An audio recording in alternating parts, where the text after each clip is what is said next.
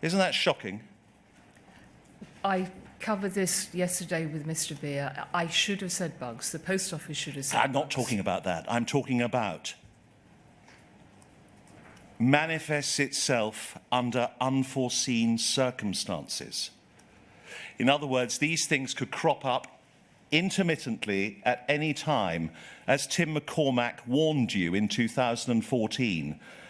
And here you have this from your husband on the 2nd of July 2013, warning you about bugs that manifest themselves under unforeseen circumstances. You should have been horrified. I was concerned by the bugs. There was... You did nothing. Well, Mr. Henry, let her finish, please. So be it, sir. I'm sorry, could you repeat the question? You were concerned by the bugs, you say. What I'm suggesting to you is that you took what you wanted from the information your husband had supplied to you, but you did not heed the warning contained in what he said, which was that these bugs could manifest themselves under unforeseen circumstances. It was staring you in the face. The inquiry has heard that there was information that was not known to me and potentially to other colleagues I was working alongside. At that stage, I only had the information of those 2 bugs. There were, as I said in my statement, other glitches and incidents that I had come across visiting post offices. What I've said on this so far is all that I knew at the time, and really all that I can say is, and I repeat again, we should have said bugs. You have no one to blame but yourself. Do you agree? Absolutely, where I made mistakes and I made the wrong calls, whether or not I had, in those cases where I didn't have information, I think that's more difficult. But where I had information and I made the wrong calls, yes, of course. You are responsible for your own downfall, aren't you?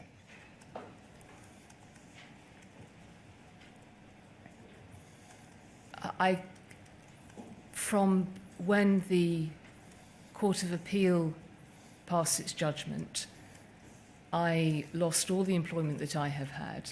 And since that time, I have only worked on this inquiry. It has been really important to me to do what I didn't or was unable to do at the time I was Chief Executive. And I have worked for the last 3 years and prioritised this above anything else. For the last year, it has probably been a full-time job. And it is my commitment. I have avoided talking to the press, perhaps to my own detriment, because all the way through I have put this first. I suggest to you that you still continue to live in a cloud of denial, and it persists even to today, because you have given, in 750-odd pages, a craven, self-serving account, haven't you?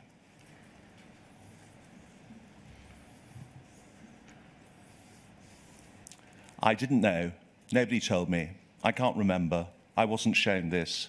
I relied on the lawyers. I have tried to do this to the very best of my ability. I have taken, as I hope the inquiry has seen, all of the questions I've been asked. I have answered them honestly, no matter how difficult or how embarrassing or how wrong I was at the time. I don't believe I could have worked harder for this. What I'm going to suggest to you is that whatever you did was deliberate, considered, and calculated. No one deceived you, no one misled you. You set the agenda and the tone for the business. I'm sorry, what's the question? You set the agenda and the tone for the business, didn't you? I was the Chief Executive. I did not set the agenda for the work of the scheme and the way the legal and the IT parts of it worked. I wasn't as I've said to the Inquirer the last 2 days, I'm not a lawyer. I didn't have the expertise or the experience to lead on that, nor did I on the IT side. I had to rely on those colleagues who were experts, and I had no reason not to take the advice that I was given. I accept I was chief executive, and as I have said, as a chief executive, you have ultimate accountability, and that is simply fact. You are not responsible for everything that happens underneath you. You have to rely on the advice of internal and external experts, and that is what I did, and I was not working alone on this. I was surrounded by a board, by a group executive committee. I cannot think that any of the major decisions I took by myself in isolation of anybody. This was far too serious an undertaking for the Post Office, for everybody affected, for every single postmaster case, and my ambition was to get those through the scheme. I did my very best through this, and it wasn't good enough, and that is a regret I carry with me. Now, you like euphemisms like anomaly or exception. So I'm going to use a euphemism called containment. You wanted to contain this problem. Sounds so much nicer than suppression, doesn't it? You wanted to contain this escalating threat to your leadership and the image that you wanted to project to stakeholders, the board, the government, Whitehall and the media. That isn't the way I worked. You were managing up, not down. You're very politically adept, aren't you? My role required me to work with various groups of stakeholders inside and outside the organisation, upwards and downwards from my role, and I tried my very best to work with all of those groups at whatever level they worked in the organisation or outside of it. Do you agree that you're politically adept? I would suggest that wasn't the case. There were people in the organisation who had... This was my first job in a public sector organisation. I had no experience prior to this of working alongside politicians or the civil service. Well, your denial is surprising. Your denial is surprising. Henry, please. Sorry, sir. I do apologise. I appreciate that you have a difficult task, but also the witness has a difficult task. So I'd ask you both, one to ask the question, one to complete the answer, and then we move on. I do apologise to the witness, sir, and I also apologise to you. Thank you. Thank you. I think I've answered your question. I mean, it's surprising, your refusal to admit your political skills, because you ended up in the Cabinet Office, didn't you? I'm sorry, I'm not sure I understand the connection. Well, your concerns were managing upwards. You were obsessed with the media, pleasing the stakeholders, the board, the government, Whitehall. Those were your priorities, weren't they? They were very important stakeholders for the Post Office board. The Post Office, as you know, is owned. It had its single shareholder was government. That was an important part of my role. It most certainly wasn't the largest part of my role by any means. I'm going to go now to 2010, and the top policy goal of your 100% shareholder, the government, was to split the Post Office from Royal Mail and then privatise Royal Mail by floating it on the stock market. You agree? That was an important priority for government, yes. And helping to fulfil that plan was therefore important to you, because, of course, you'd be measured upon it as a yardstick of your success at Royal Mail and then subsequently the Post Office. It was probably more significant for Royal Mail than it was. The Post Office's challenge was trying to cope with the separation to make it happen.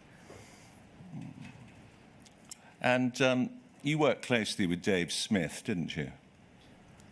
The managing director? Mm-hmm. Yes, he was my boss. Yes. And he commissioned the ISMAE report, which you must have read at the time. I don't believe I did, and I have found no... the document itself, when I saw it recently in preparation for the inquiry, seemed to be a surprise to me, and I haven't seen any documentation to say that I received it. Yes. Not aware of the ISMAY report, you say? I don't think so, no. Yeah. Horizon had a clean bill of health, its integrity was sound, but I digress. Obviously, the proposed flotation of the Royal Mail Group was vitally important to Donald Brydon and Moya Green as well.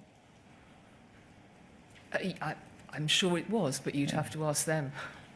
Back in 2010, a week before you were appointed managing director, a trial took place in Guildford and an innocent woman was jailed. Her trial became the high watermark of Horizon infallibility.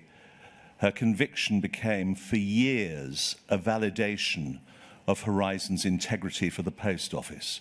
It was, as it were, a test case. And if the Post Office had failed in this prosecution, it would have opened up the floodgates to civil litigation, civil claims for damages, and a defeat in that trial in Guildford would have made civil claims difficult to defend. The inquiry has seen documents to support what I've just put to you. But do I take it you knew nothing about that case at the time, in October 2010, because you were unaware of prosecutions being mounted by the Post Office until 2012?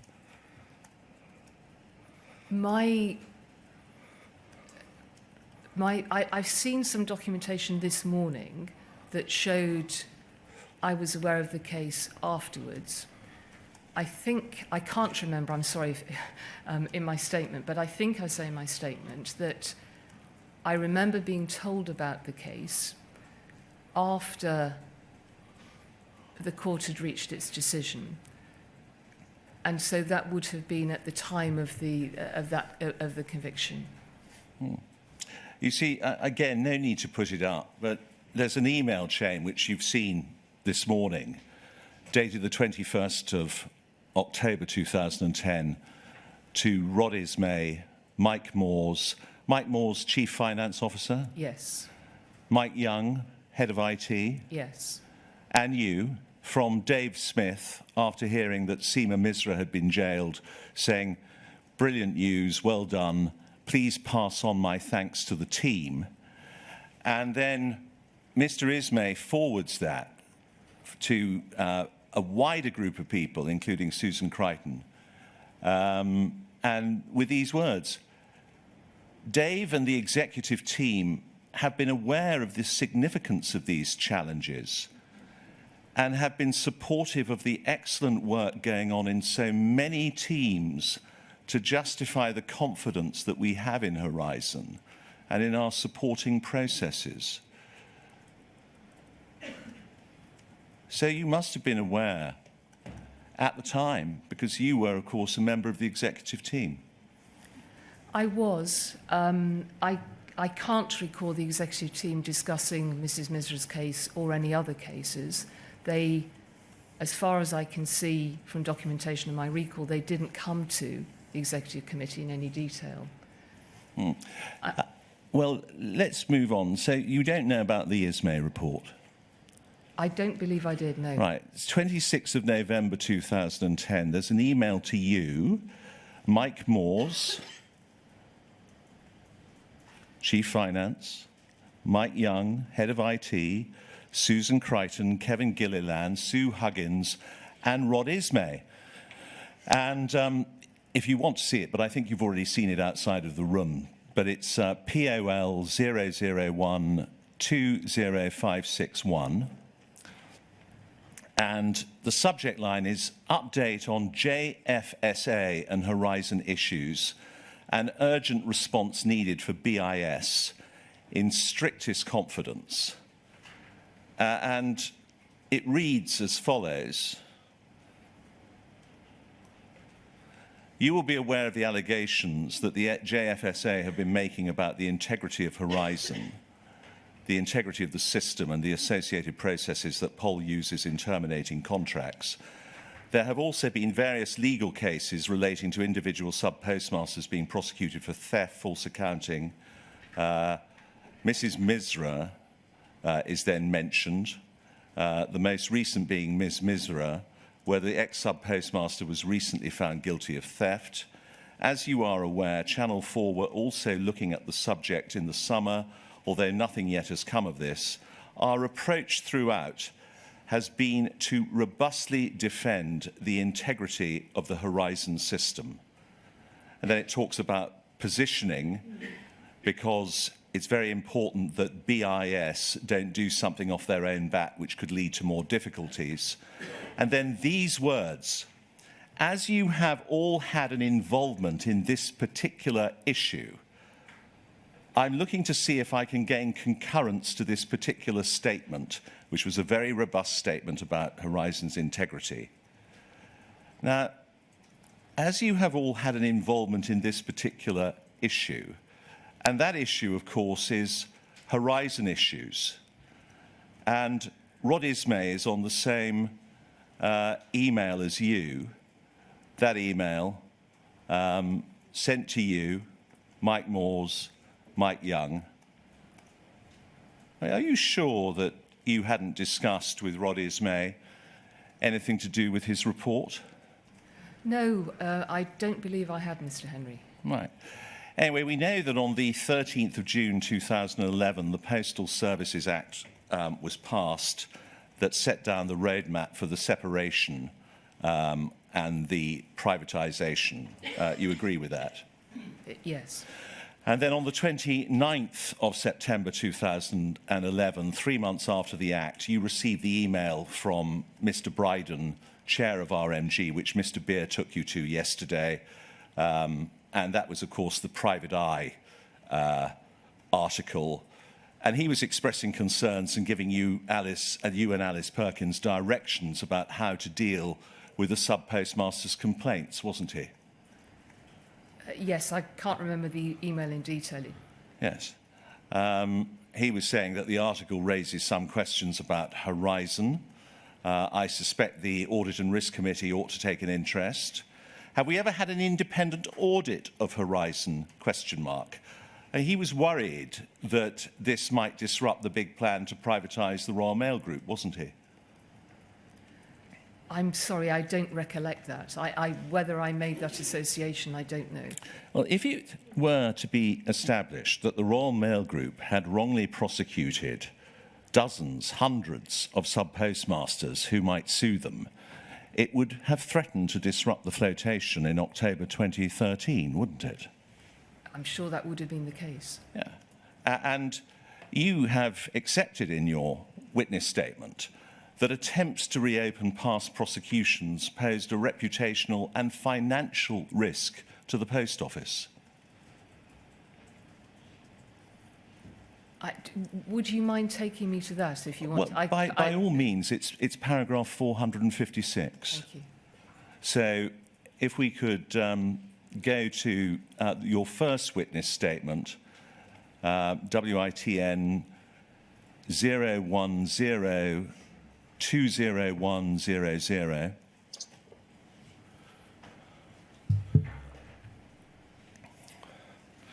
And it's paragraph 456. I'm so sorry, I seem to have lost the page reference for it, but... It's page 220. Thank you so much, sir.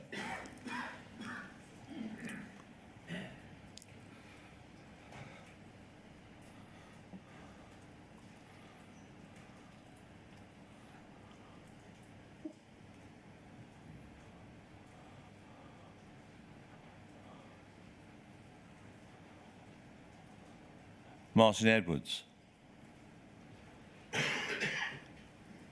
Correct? Right, yes, thank you. Yes. So, I mean, this would also pose a reputational financial risk to the Royal Mail Group, since they were responsible for the legacy of prosecutions, because until 2012 they were the prosecuting authority, weren't they? Yes, that's correct. And no need to go to your reply to Mr. Bryden, but Mr. Beer took you to it. To use his expression, Pol has a 100% strike rate in court. but the Post Office was going to have Horizon verified by an external systems auditor with results in the next month. You say you don't remember, but this reference to an external systems auditor, this was clearly a reference to the work that Ernst & Young had recommended in their 2011 audit letter, wasn't it? No, I don't believe it was, and the inquiry has documentation that refers to two separate external agencies. One was a company called Pentest, I think, and the other was KPMG. And I haven't been able to find, I hadn't recalled that, and I chased Leslie Sewell or Mike Young for progress on that work, and I haven't seen anything that followed it through. Okay. Well, let's concentrate, however, on the Ernst & Young angle for a moment, because you will accept that they recommended what it was then called an SAS 70 audit. Do you remember that? I'm sorry, sorry, could you say that again, please? You do remember that Ernst & Young had recommended, as a solution to what Mr. Beer had called Remote Access 1, was an SAS 70 audit. Yes, I do. Yes. And that would, as it were, try to address the threat that they had identified, which was that lax controls at Fujitsu, and I quote, may lead to the processing of erroneous or unauthorized transactions. You do remember that? I do. It wasn't exactly that the SS 70, there was a new name for it after that, was that the issue that Ernst & Young said in their management letter that they had to put in, and these are my words, not theirs, but something like manual workarounds to reach the conclusion they had that they could pass an unqualified audit.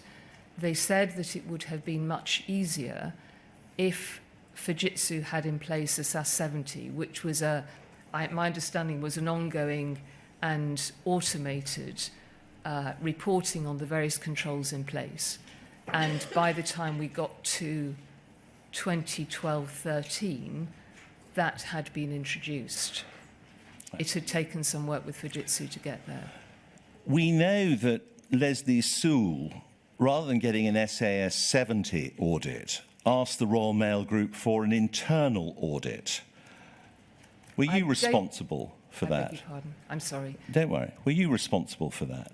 There were, if I may, having read through the documentation and remembered on this, I think the process is slightly different than you outline. So there was criticism in 10-11 because the audit had taken too long. It had run over massively in terms of time and budget, and there were two reasons for that. Ernst & Young had a new team on it and were not familiar. And secondly, Horizon Online had been put in place, and there simply hadn't been, I'm told, there simply hadn't been the time to get all of the right controls and documentation up to speed. So Ernst & Young had to spend much more time to validate what was there. They suggested a SAS 70 report. We then worked with Fujitsu to make sure that that was put in place. They were not keen to do it because it was a huge investment for them, but they agreed to do that. And then through one of the check steps in that process for improving the approach to the audit was the Royal Mail internal audit process. That was not instead of, that was a check step to make sure that Leslie Sewell and her team were an independent check step, independent in inverted commas, but internal audit teams are generally seen as independent as much as they can be within a company. And that was a check step to make sure that Leslie and her team were doing the work that was required to achieve what eventually became ISAE 2304, I think, or 2403. Well, the internal audit review of Horizon has been seen by the inquiry, and it's dated the 1st of February 2012. It was sent to you and to Moya Green, the CEO at RMG, yes, as well as to other senior people at RMG. And it stated that with regard to the poor controls, it found that it is, and I quote, it is difficult to detect and prevent inappropriate changes being made to master data. And it also responded to the Ernst & Young March 2011 letter and stated that the position as at the end of January 2012 was that none of the issues raised by Ernst & Young had been resolved. The verdicts were that substantial progress had been made in respect of some of the recommendations, or significant work remained and was required.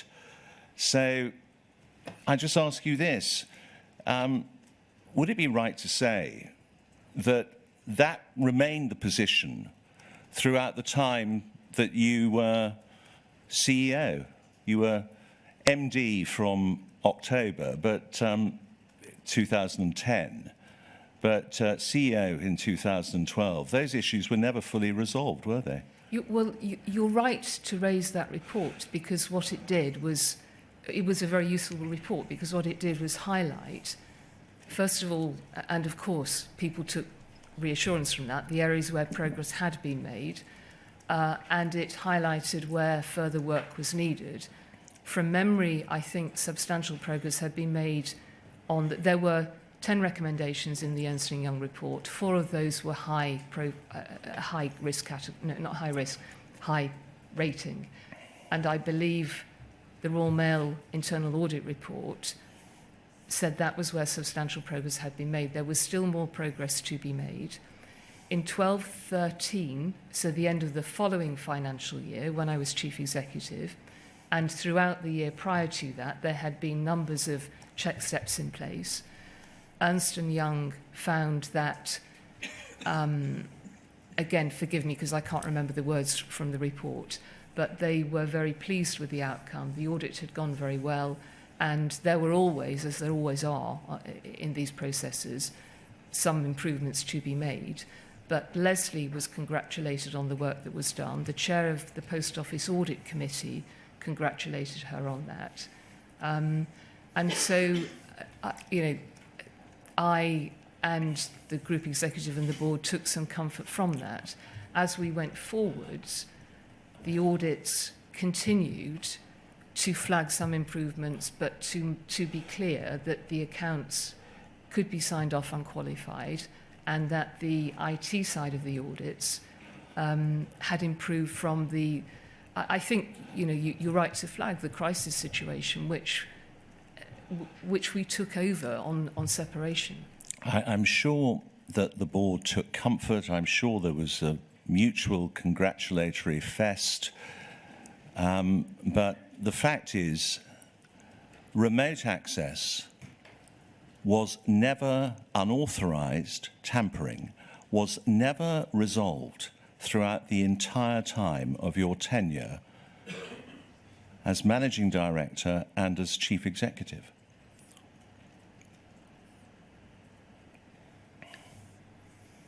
And the question is? Well, in other words, the disconnect between corporate communications, the outward face of the business, and the grubby internal reality. I'm sorry. I'm really not. I want to be able to help. You're making statements. Let me try, Ms. Vennells. I think the point that's being put to you is that throughout the period that you were chief executive, let's keep to that, makes it simpler. The true extent of remote access was never satisfactorily resolved by the senior people at the post office. So when that is correct, that right. the volume of interventions that were happening,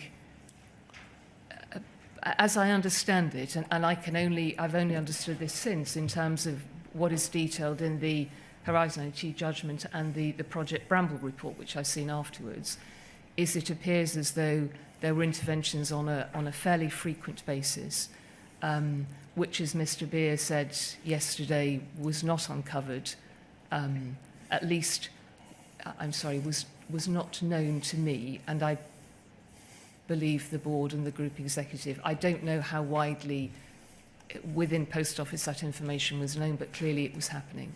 It is extraordinary, though, isn't it? Because Cartwright King, your external lawyers know all about it. And yet you're saying that you didn't, the board didn't. I mean, this is la-la land, isn't it?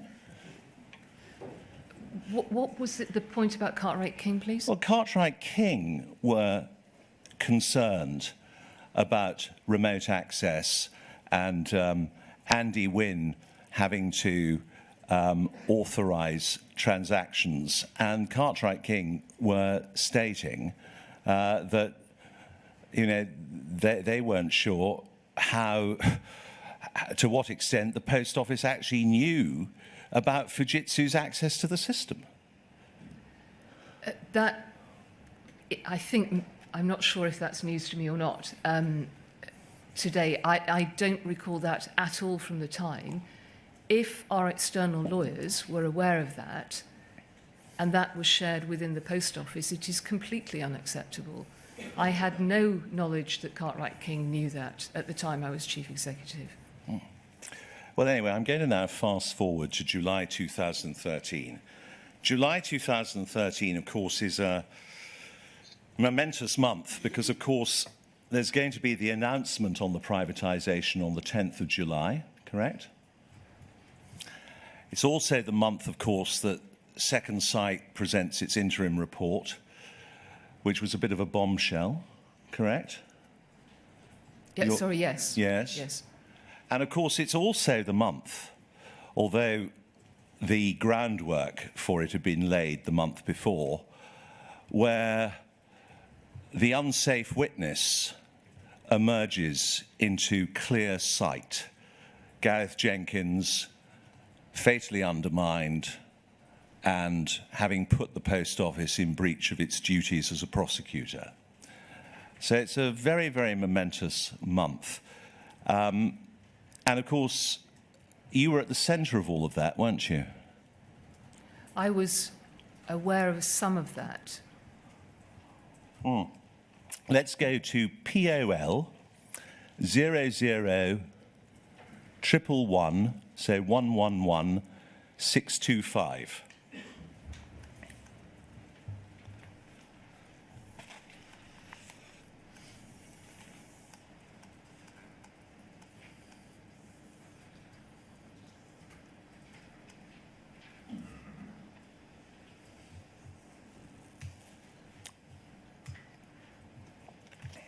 I don't see it up on my... Oh, no, no, I do. Thank you. So this is the internal briefing note to you, and presumably it's after you've received your text or email from your husband because of the nomenclature that's used in this.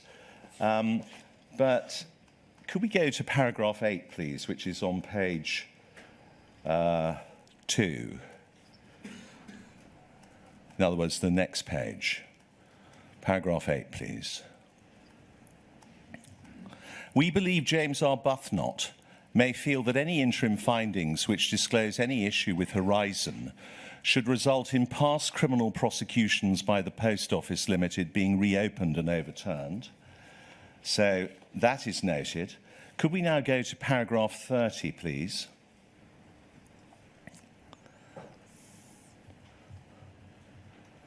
The Falkirk anomaly was the subject of expert evidence in the Misra criminal prosecution, where the defence expert asserted that its existence demonstrated Horizon had faults which could cause losses, and therefore that the possibility could not be excluded in Misra's case. The prosecution expert, Gareth Jenkins from Fujitsu, etc., etc. So you knew, because you would have read this briefing and you would have read it very carefully, given the fact that it refers to anomalies and the like, which was done at your instigation, presumably. You would have been aware that Gareth Jenkins was the prosecution expert in Mrs. Misra's trial, correct?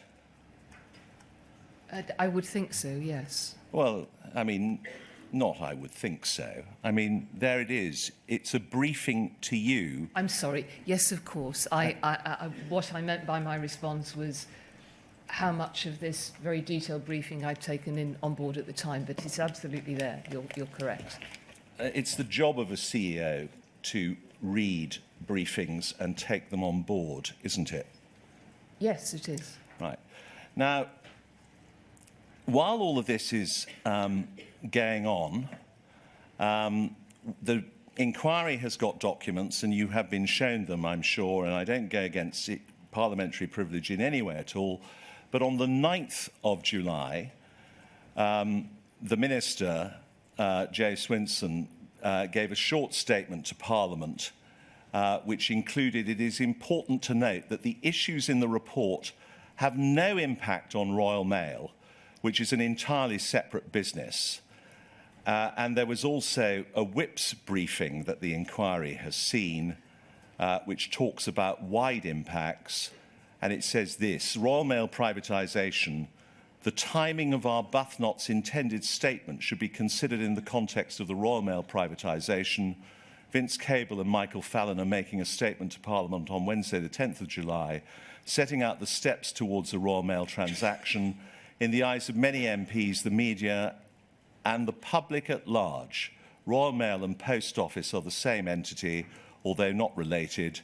The adverse coverage that Arbuthnot is seeking to attract is likely to have a significant diversionary impact on the messaging of the Royal Mail statement.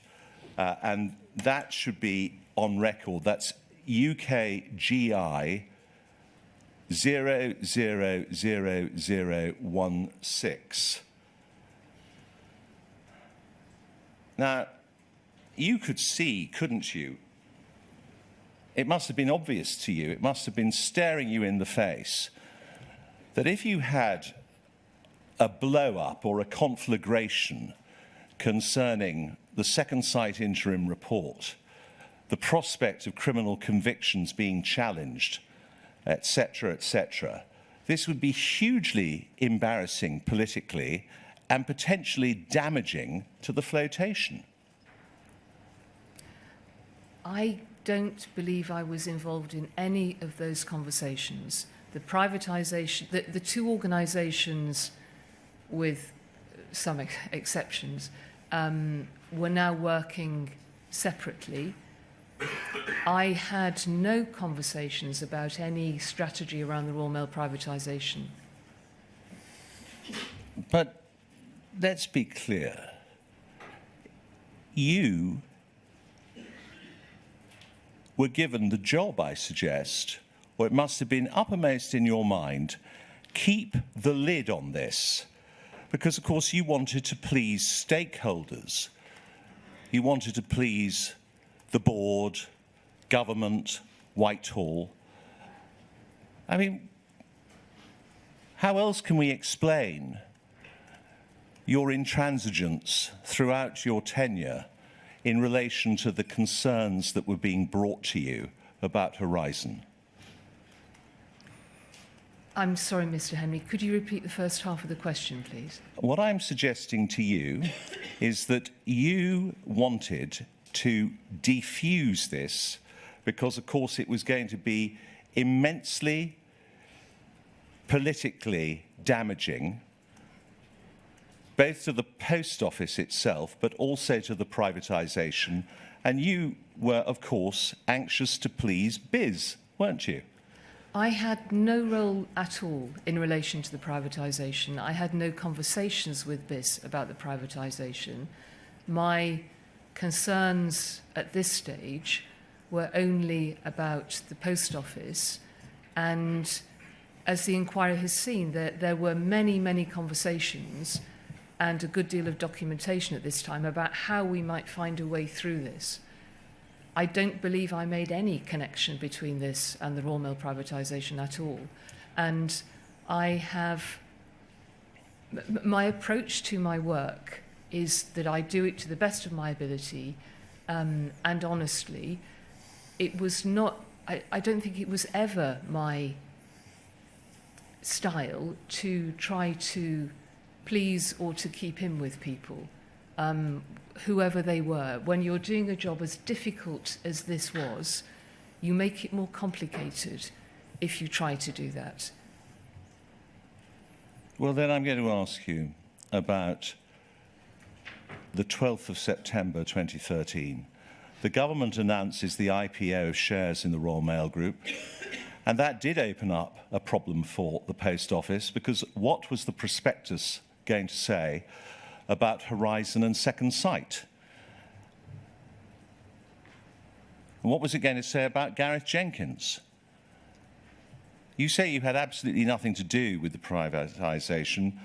Why did you get involved in Bowdlerising or amending the prospectus? This was a very last minute. I wasn't involved in the prospectus at all. I can't remember how it occurred, but it was flagged to me that within, which was complete news, that within the IT section, and I should say this isn't a recollection at all, this is from looking at documentation this morning. It was flagged to me that in the IT section of the Royal Mail prospectus, there was a reference to, I can't remember the words now, but risks related to the Horizon IT system. And again, I can't recall, but I clearly arrived at a view that that seemed, it seemed the wrong place to, so the line that was put in said that no systemic issues had been found with the Horizon system. The Horizon system was no longer anything to do with the Royal Mail Group.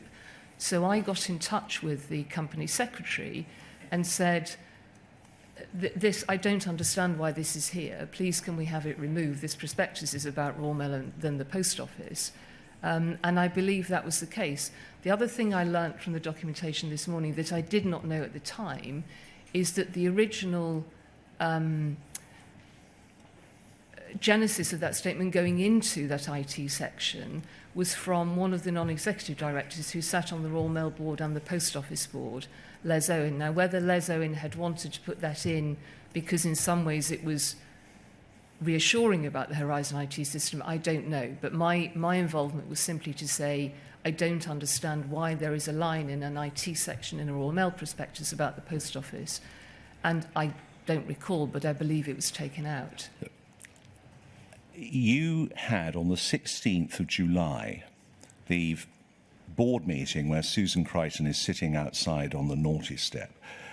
You know that at that 16th of July board meeting, the board was alarmed about potential claims against it, correct? Yes. You know as well that on the 22nd of July, your insurers were notified, correct? There was a notification. I don't recall that, but I'm happy to take your word. Right. Now, how would revelations about possible prosecution failures during the time when Royal Mail was in charge of the Post Office have affected privatisation? It would have been devastating, wouldn't it? Yes, it would, I'm sure. Yes. Right. So was this discussed with the Royal Mail Board?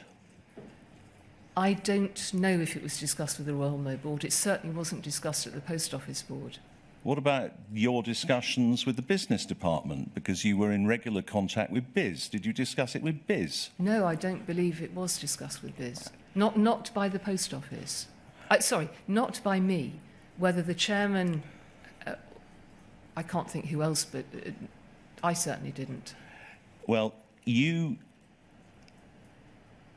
mentioned, of course, about Les Owen, because he had formerly been on the inside at the Post Office, because he had formerly been a board director at the Post Office, hadn't he? Yes, he had. Right. And he was concerned enough to want something put in the prospectus, but you wanted it taken out, and you succeeded in getting it taken out, didn't you? I did, because I felt it was an irrelevant statement in a section about the Royal Mail IT system. And you sent an email to Alice Perkins, POL 001 46462, which stated, I have earned my keep on this one. Do you remember reading that this morning? I do, yes. What did you mean when you wrote that to your chairman? I meant that it had taken some time in a very short period of time to remove that statement about Post Office IT from the Royal Mail prospectus, because I didn't believe that it was helpful in any way to the Post Office, because the two businesses were separate. The prospectus was about the flotation of the Royal Mail, and as I've said a couple of times over the last 2 days, there was always with the Post Office, and it was the same for the Royal Mail, the challenge of managing potential misinterpretation in the media of facts that were not necessarily always understood. And this, as chief executive, part of your role is to protect the reputation of the Post Office, as it is for the board and the chairman. There would have been no misinterpretation in the media because the media's instincts were entirely correct. You knew of the existence of bugs, errors, and defects. And you'd already kept those out, hadn't you? Because they don't appear in the prospectus. I had no work, Mr. Henry, on the prospectus at all. No involvement with it until this very last-minute intervention. You knew that there was a risk of civil claims for wrongful prosecutions and civil actions based on such bugs. You were aware of that. 16th of July, board meeting. Correct? Yes, yes. You knew that the Royal Mail Group was responsible for the legacy of those prosecutions together with the Post Office. You really had earned your keep on that one, hadn't you? You kept the lid on it. That was not at all what I was doing. I had no reflection in relation to that whatsoever. Contain negative press, protect the business, hide horizon issues.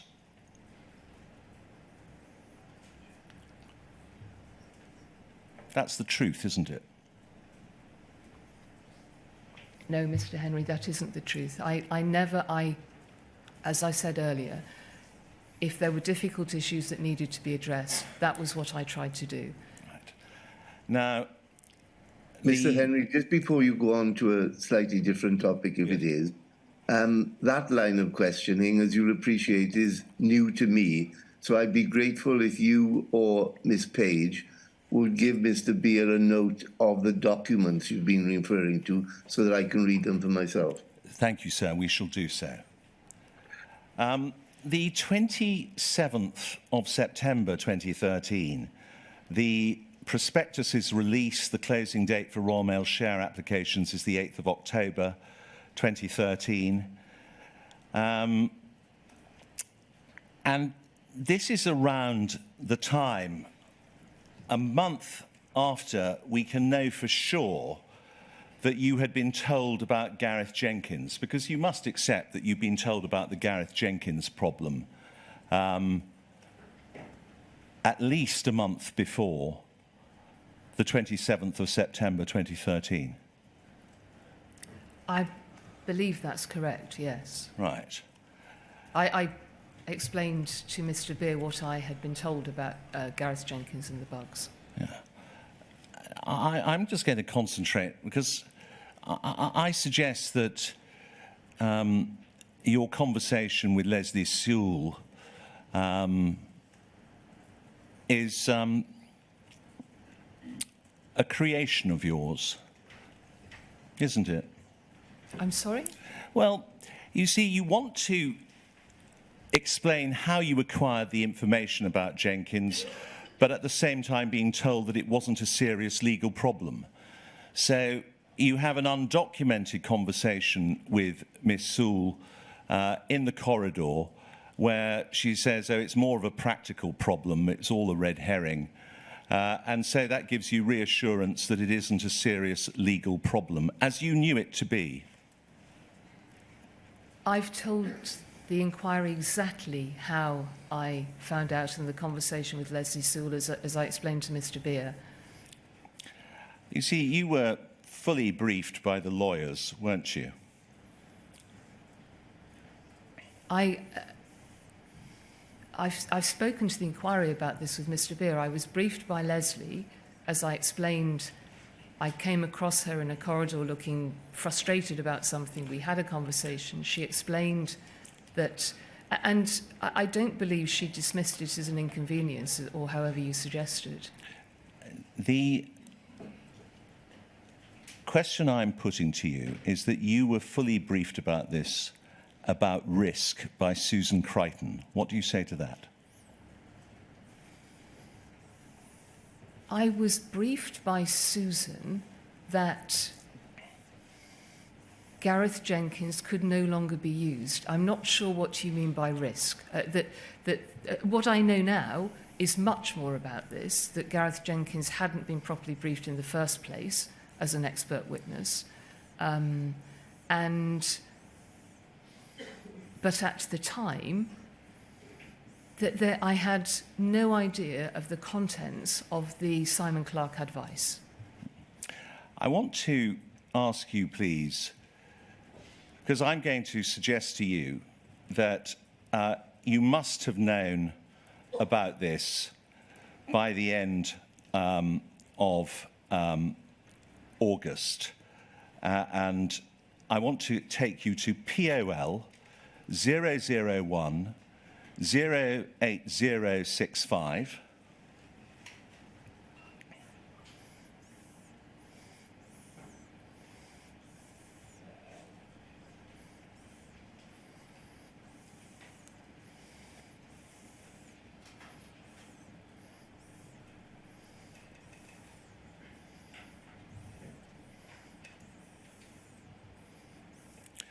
And could we go to the second page, please?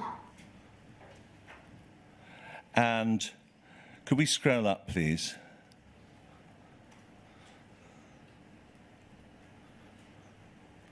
Keep going, keep going, keep going. Yes, right. Legal and adjudication of future case. We are urgently working with our external firms to identify an independent expert to provide evidence on the Horizon system. Previously, this was provided by Fujitsu. These are you in caps. Yes, yes. Why move from this? Do we have to validate Fujitsu? Okay. And you sent that to Susan Crichton from memory. I think it was the 23rd of August. She responds on the 28th, I think, and she says this: we are concerned that this needs to be independent rather than Fujitsu verifying its own system. Happy to explain rationale further at our steering board meeting this week, and that took place on the 29th of August 2013. So there we have a very careful response from Susan Crichton, not putting down anything in writing, but she must have fully informed you about the problem by the steering group meeting on the 29th of August 2013. The nature of this response, which, again, I've only seen this morning, but I think I'm fairly clear in my recall on this, is that we were under significant pressure, as the inquiry has heard from myself and many others, in terms of cost management. And my question here was based on this, which is, well, surely, if we've had to stand down Mr. Jenkins, I don't know whether I remembered his name or not at this stage, why would we not get Fujitsu to provide us another witness, another witness? Why would we move from that? Because the cost on that had been borne by Fujitsu. And so my last question is, does this mean, therefore, we can't do that because we have to validate Fujitsu? It was a completely open, straightforward question, and Susan's answer was, I'll explain that to you when we meet. I've got very little time left, so I'm going to have to just give you the document references without putting them up. I suggest that this knowledge changed your behaviour because your plan was to have a lessons learned review going into some considerable detail, POL 00146243, and on the 3rd of September 2013, that was run past Bond Dickinson, and you decide to limit the lessons learned review and de-risk it by making it a much smaller in scope, and that it should only take place after Susan Crichton has gone. That, I suggest, is because you are already moving into cover-up mode concerning Gareth Jenkins. No, and I'm sorry we haven't got more time to go through that, because I read that document this morning. There were two issues around the lessons learned review. I was looking for, as the inquiry has heard, a very fast review, because I was faced with how do we really make this scheme work going forwards? How do we work properly and carefully with Second Sight and the JFSA? And what were the lessons learned in terms of the project management side? That was going to be overseen by the ARC and the chair of ARC. When I came back off holiday, there was a different process put in place. Susan and Simon Baker were leaving the organisation, and part of that review had been to look at how, as I explained yesterday, the project management hadn't been handled as well as it could have been. As they were leaving the organisation, the requirement was for something fairly fast and speedy so we could move forwards. At the same time, and I was not aware of this, I guess it must have been Susan, somebody sought advice from Bond Dickinson, who came back with, and I've only seen it this morning, a 3-page note as to why, from a legal point of view, the review shouldn't be taken forwards. And so that is what happened. Andy Parsons was telling you that it would blow open duties of proactive disclosure for criminal appeals. It's a very long note, and there is a lot of legal information in it. And I say to the person who forwarded it to me, thank you, I can see what this says. And then I say that I'm going to discuss it with Alwyn. I've seen nothing more, Mr. Henry. But if you are suggesting that I had suddenly changed my approach to things, that was not the case. No, you said the timing was helpful, that you would follow their advice and that the timing was helpful. And the timing was helpful because you knew about Gareth Jenkins. You knew about the unsafe witness and you did nothing to disclose it. That's not the case. Now, I've got one... And I think it's really important. That is not the case. I did not know that. If the Post Office knew it, it should have disclosed it.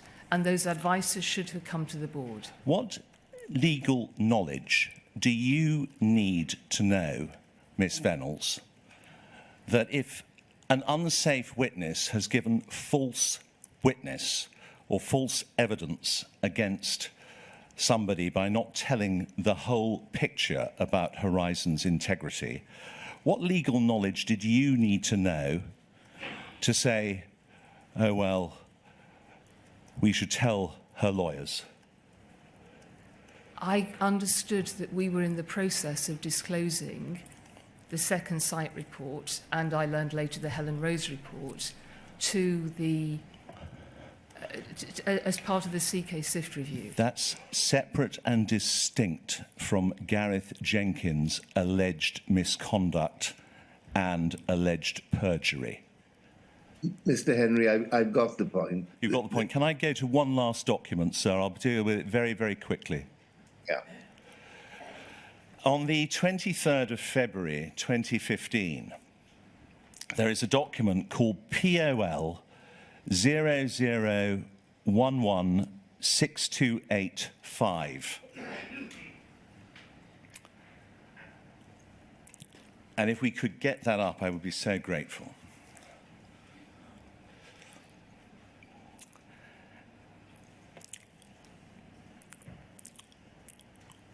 And could we go to the 3.4 in the document? This is you in contact with your team. And could we go to 3.4 further down? Yes, thank you. Prosecution paper, Chris Oyard and Mark, And then you write this: if we are likely to take forwards fewer of the stack cases, what is the reason and what is the comms line to explain that? Presumably this is genuinely a post office view of lessons learnt and or closer to the supportive mutual culture we want in place. If we were to explain it like that, does it then lead to a need for further disclosure regarding past legal cases? Presumably not, as they were subject to the policy at the time. And then Mr. Oyard responds, correct, and double-checked with Brian Altman, QC. Ms. Vennells, the real reason you're not prosecuting stack cases is because you don't have an expert to validate Horizon. You knew that. No, at this state we had stopped prosecutions. Stack cases are the cases Yes, they waiting were to the be ones prosecuted. waiting. Yes, and I say in the next point actually that I'm uncomfortable keeping people waiting. This will be a big deal for them and very stressful. What you're doing here, I suggest, is what you have done in other contexts. You're spinning it, telling your team what you want to hear. You're spinning it so that you don't have to provide disclosure of that, the reason why you don't have an expert, because of the unsafe witness and the whole debacle concerning Gareth Jenkins. That's what you're doing. You've disguised all that in this cloying managerial ease, and your general counsel tells you that non-disclosure of all that has been double-checked with the QC and he is fine with it. That's what's happening here. What is the reason and what is the comms line to explain why we're taking forwards fewer of the stack cases? Presumably this is genuinely a post office view of lessons learned and or closer to the supportive mutual culture we want in place. If we were to explain it like that, does it then lead to a need for further disclosure regarding past legal cases? Presumably not. Correct, and double-checked with Brian Altman. This is how you led, Ms. Vennells. You led through deception, manipulation, and word weaving the reality you wanted in place.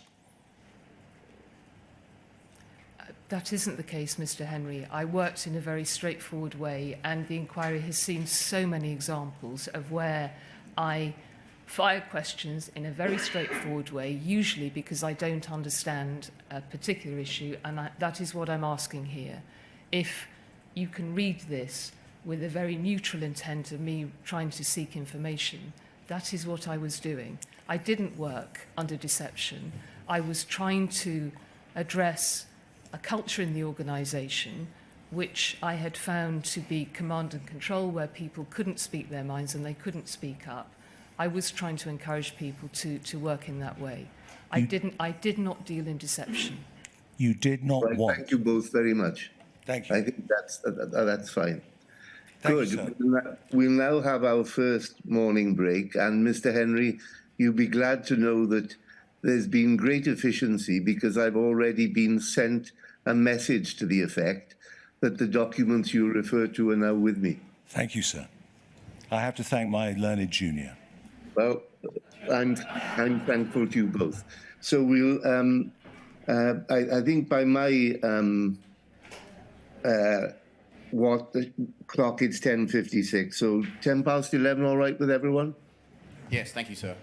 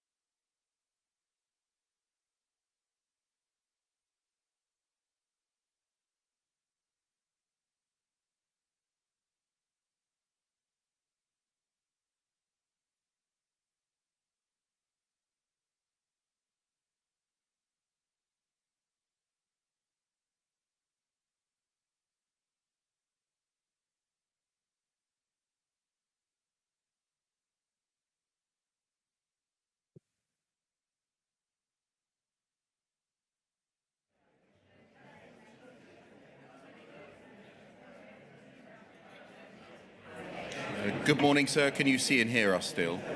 Yes, I can, thank you. I'll just wait for the room to settle down, as we're about to hear some evidence.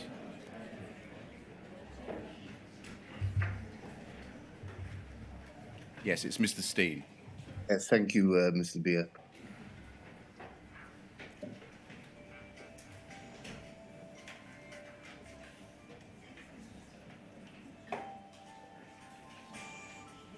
Is there still some chatter going on, Mr. Steen, which is preventing you starting?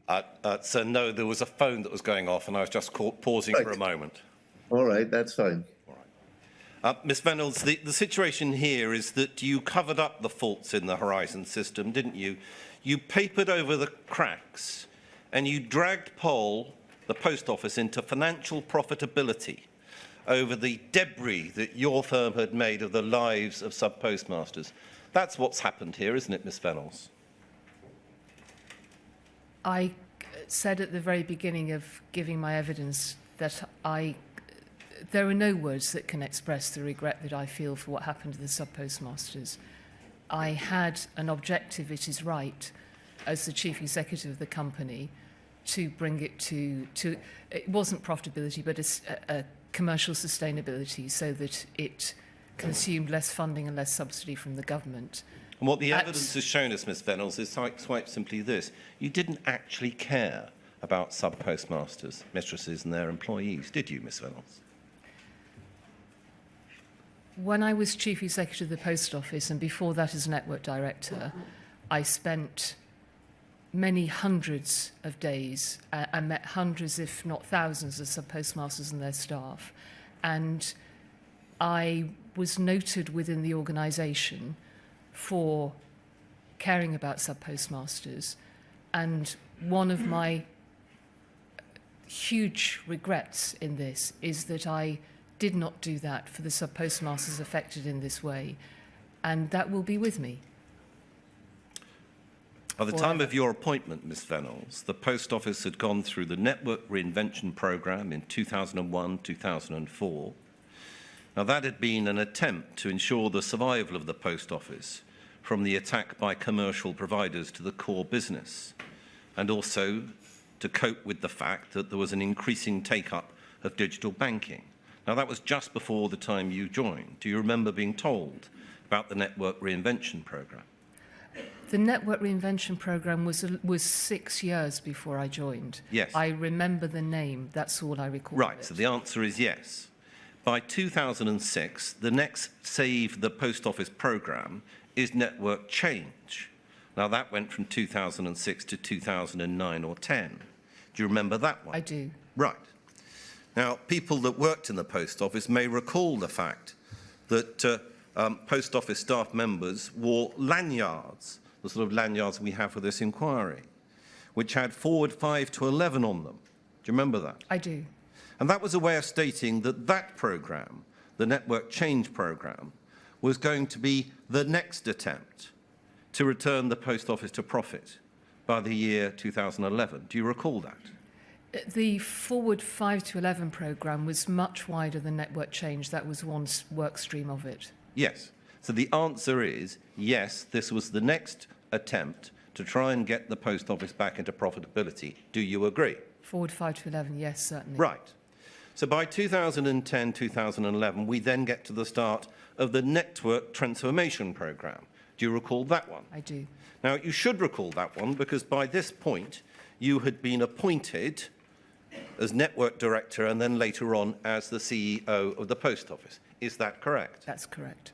Now, the Network Transformation Programme was the Post Office's attempt to eliminate sub-postmasters' basic pay, in other words, cut out a certain amount of expenditure from the balance sheet, but increase slightly the percentage from Post Office transactions going to sub-postmasters. Do you agree that that was one of the strategies? That's not entirely correct. It was far more complex than that. I'm not saying it's not complex. I'm saying that was one part of it. Do you agree? That misrepresents the offers and the impacts on sub-postmasters. Do you agree, Ms Vennells, that the position in relation... Yes, sir, sorry. I understand. I know it's extremely tempting, and Mr. Henry cured himself of it.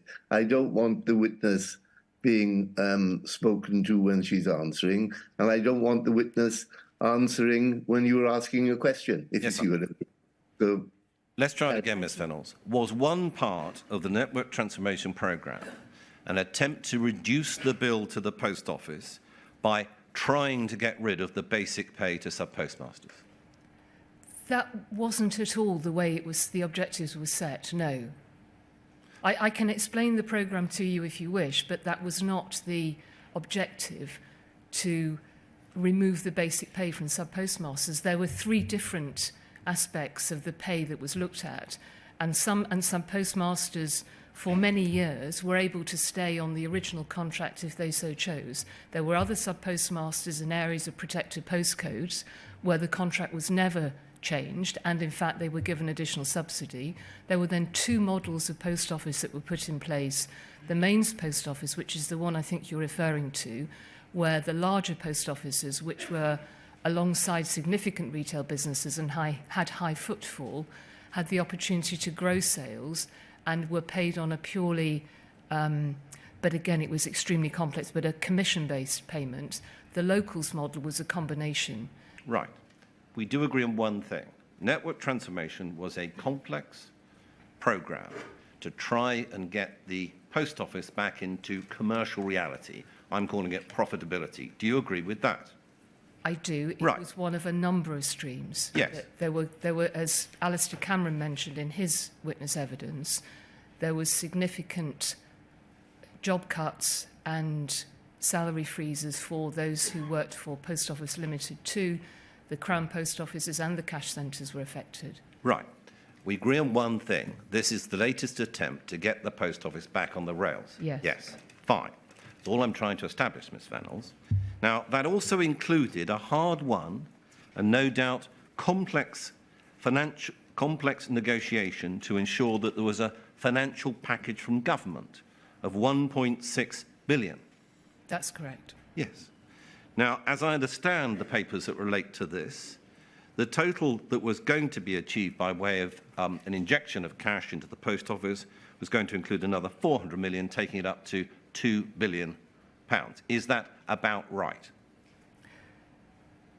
I don't recollect the 2 billion figure, and the subsidy was divided in 2 parts. One was an ongoing subsidy to keep the post offices going. The other was an investment to try to make the savings and to invest in, for instance, IT.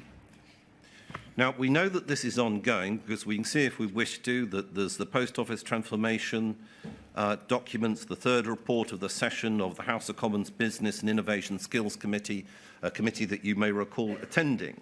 Now, that was in 2012. By the time we get to 2013, the network transformation programme was starting to work, wasn't it? It was leading to some improvements in the business viability. Do you agree? I'm not sure I remember that. My recollection of the network transformation programme was a very difficult meeting with the minister, where we were told that instead of converting 19 post offices a week, we had to get to 50.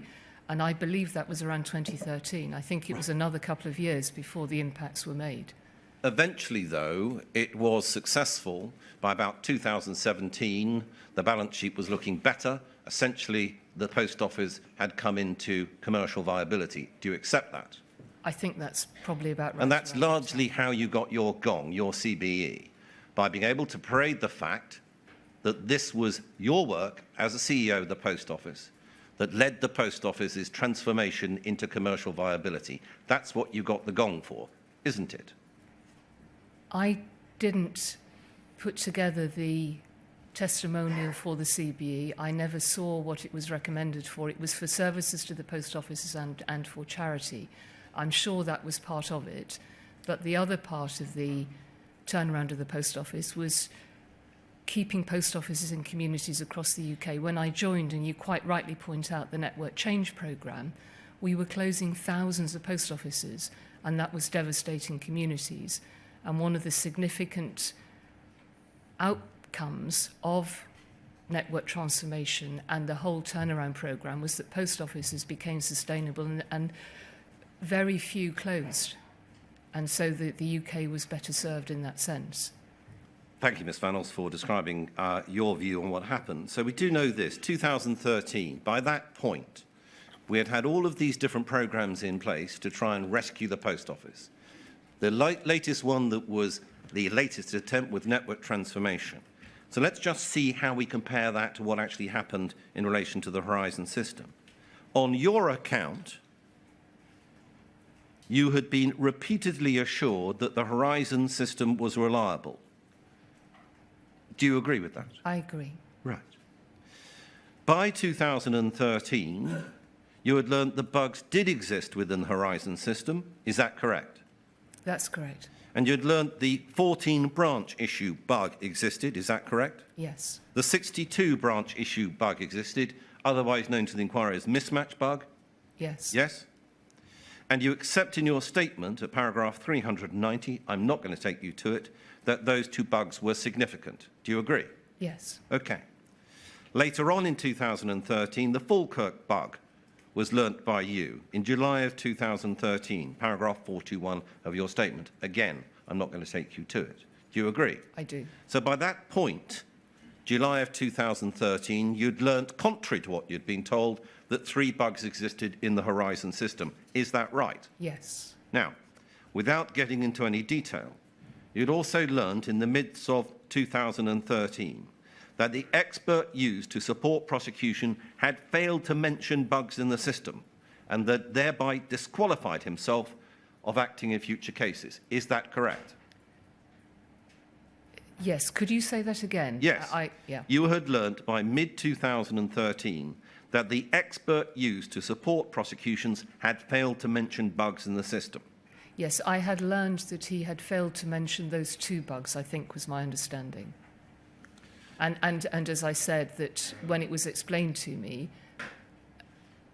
that the explanation was that he had not identified the impact of those 2 bugs on the case that it was applicable And had to. thereby disqualified himself to act in further cases. You knew that as well, yes? Yes. You knew as well in mid-2013 that questions were being asked about remote access to branch accounts. Do you agree? Yes. Yes. You had the second site report that again came along mid-2013, correct? Yes. You had learnt something about the fact that Mr. Scott, head of security, ex-police officer, who was the person with control over whether people should be prosecuted, had been said to have interfered with the proper record-keeping of meetings designed as a hub for Horizon-related issues. Do you agree you'd learnt that Yes. as well? Yes. Right. By this point, you'd had serial complainants from the JFSA about investigations, civil actions and prosecutions. Do you agree? Yes. You had letters that were gone through by Mr. Beer yesterday from sub-postmasters coming to your own office, complaining about the way they'd been treated. Yes. You had articles in the press from the Computer Weekly magazine and Private Eye and other press outlets. You had that as well, mid-2013. Yes. And you also said in evidence this week on Wednesday, in reply to Mr. Beer, that by 2012, you had learnt for the first time that the Post Office actually took their own people to court against what you said was your assumption that those matters were prosecuted by the police. So That's you'd learnt that in 2012. Is that right? Yes.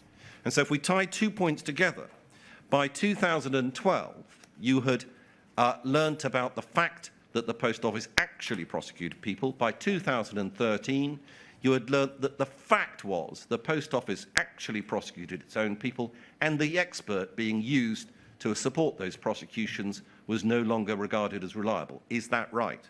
Yes. You also knew that there was a reputational and potentially financial risk to the Post Office that had to be discussed with the board, arising from possible attempts to reopen past convictions. You'd learnt about that as well, hadn't you? Yes. Do you agree, when considering this entire collection of information, that your world belief in the Horizon system had been shaken to the core? As I've explained over the last couple of days and in my statement, I'm sure you don't want to go back through those different points, but as I've explained previously, my understanding around the bugs is that they had been fixed, that they affected a small number of post offices, that Mr. Jenkins had to be stood down because of that, and that the post office was no longer bringing prosecutions, and that it would look for an expert witness at a future stage.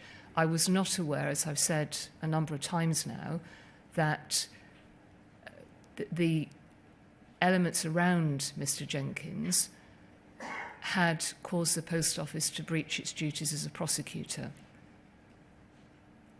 And I accept the other matters that you've explained. This was an entire collection of horizon belief shattering facts that were direct attack upon the very basic system that supported the post office.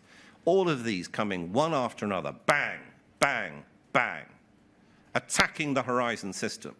By the end of 2013, you can have been in no doubt, Ms. Vennells, that the horizon system needed investigation, needed inquiry, needed a deep investigation and review. Do you agree, Ms. Vennells? Mr. Steen, I wish we had done that. I absolutely wish we had done that. I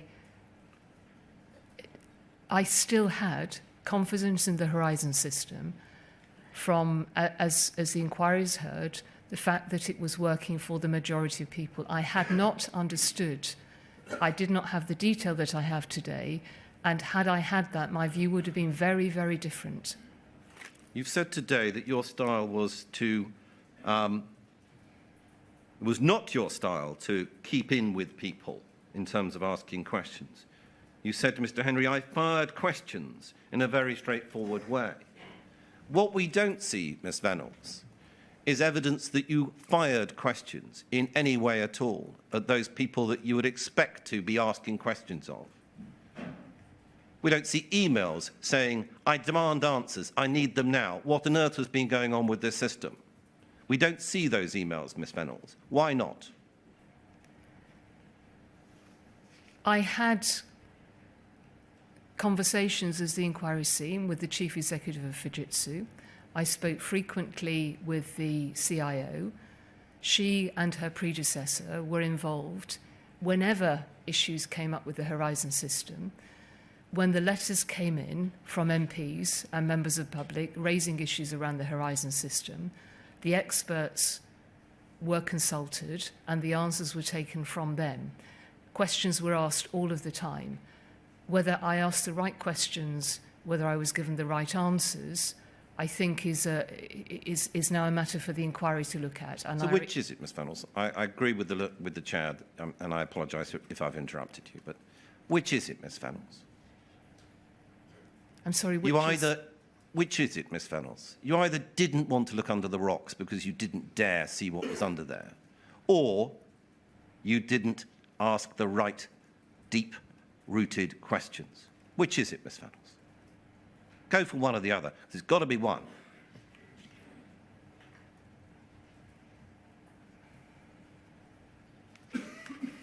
I believed that I was asking the right questions.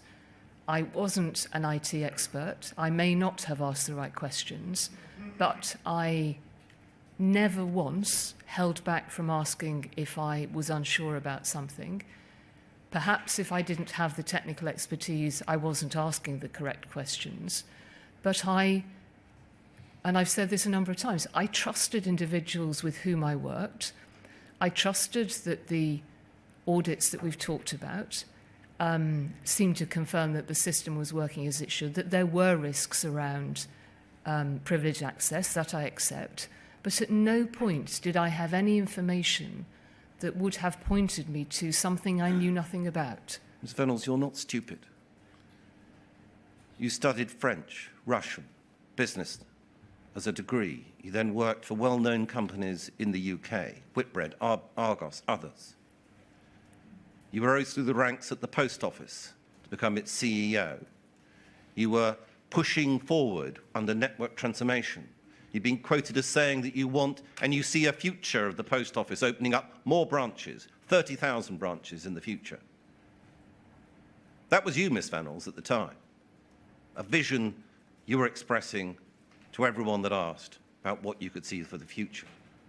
Yet here, all of these facts were adding up to there being a real problem, a really difficult problem to chew over, right the way through 2013. You failed, didn't you?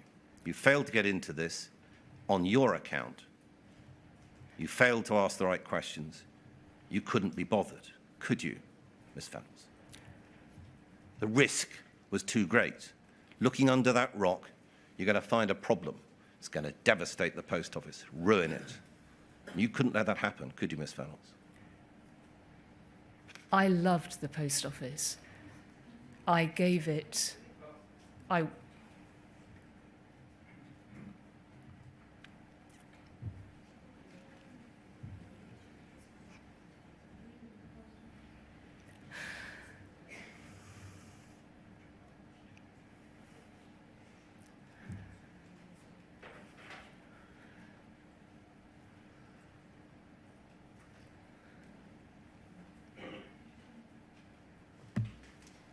I worked as hard as I possibly could to deliver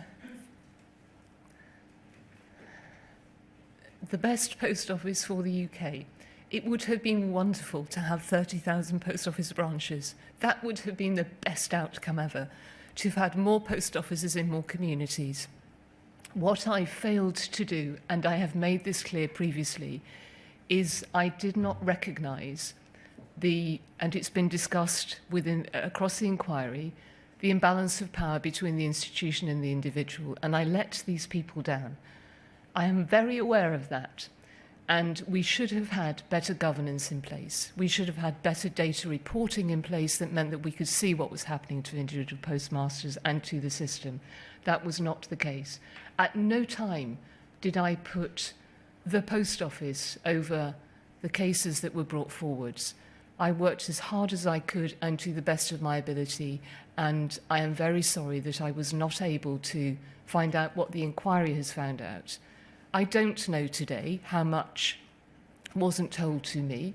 I do know information that I didn't get, and I don't know in some cases why it didn't reach me.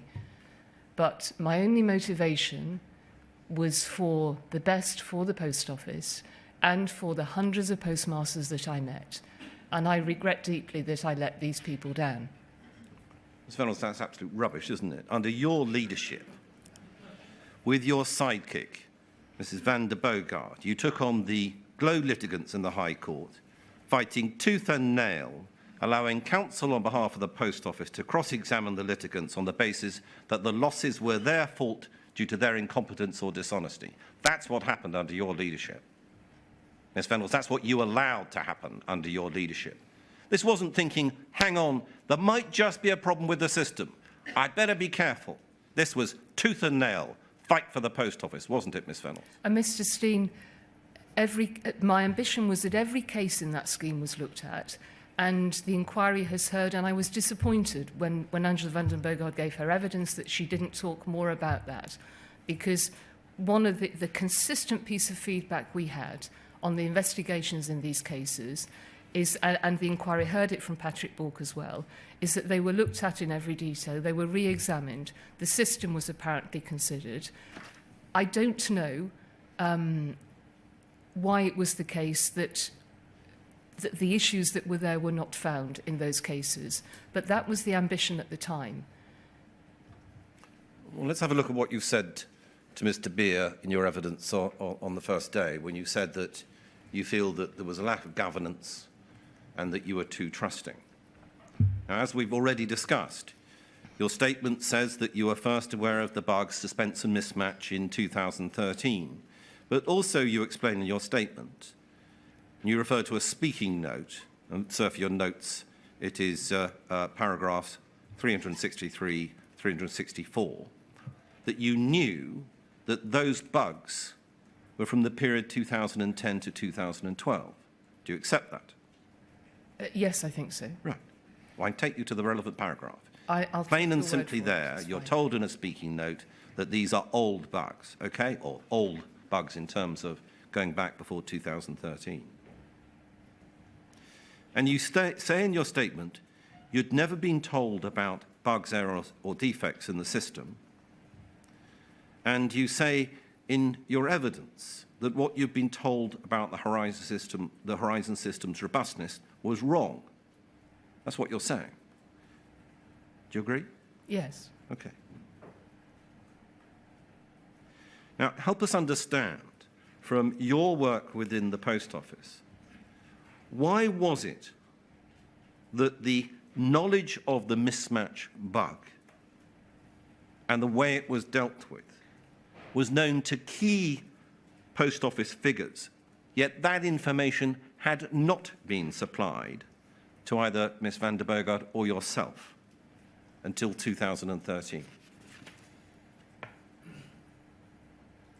How did it happen, Ms. Vennells?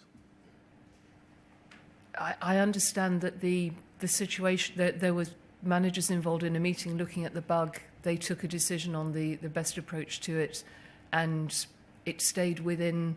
No, Ms. Vennells. That's not the question, is it? How come you weren't told about this until 2013, instead of being told, no problem with the system, Ms. Vennells, it's robust, no bugs in the system? How come you hadn't been told until 2013 that that actually was a lie? It's not true, there were bugs in the system. You did ask that question, didn't you? Are you saying that you didn't ask that question?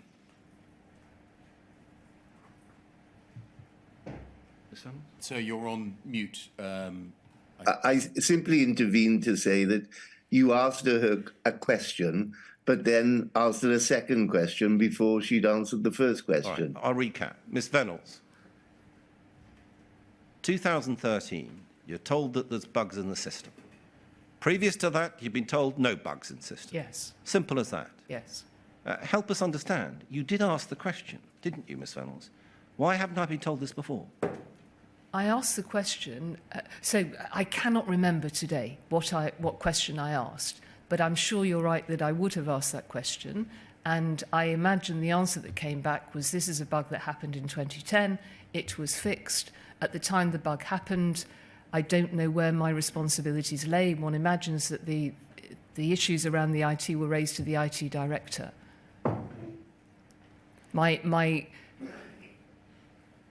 What I did when I was told about the bug was to accept, too readily probably, that it had been fixed and the right thing had been done.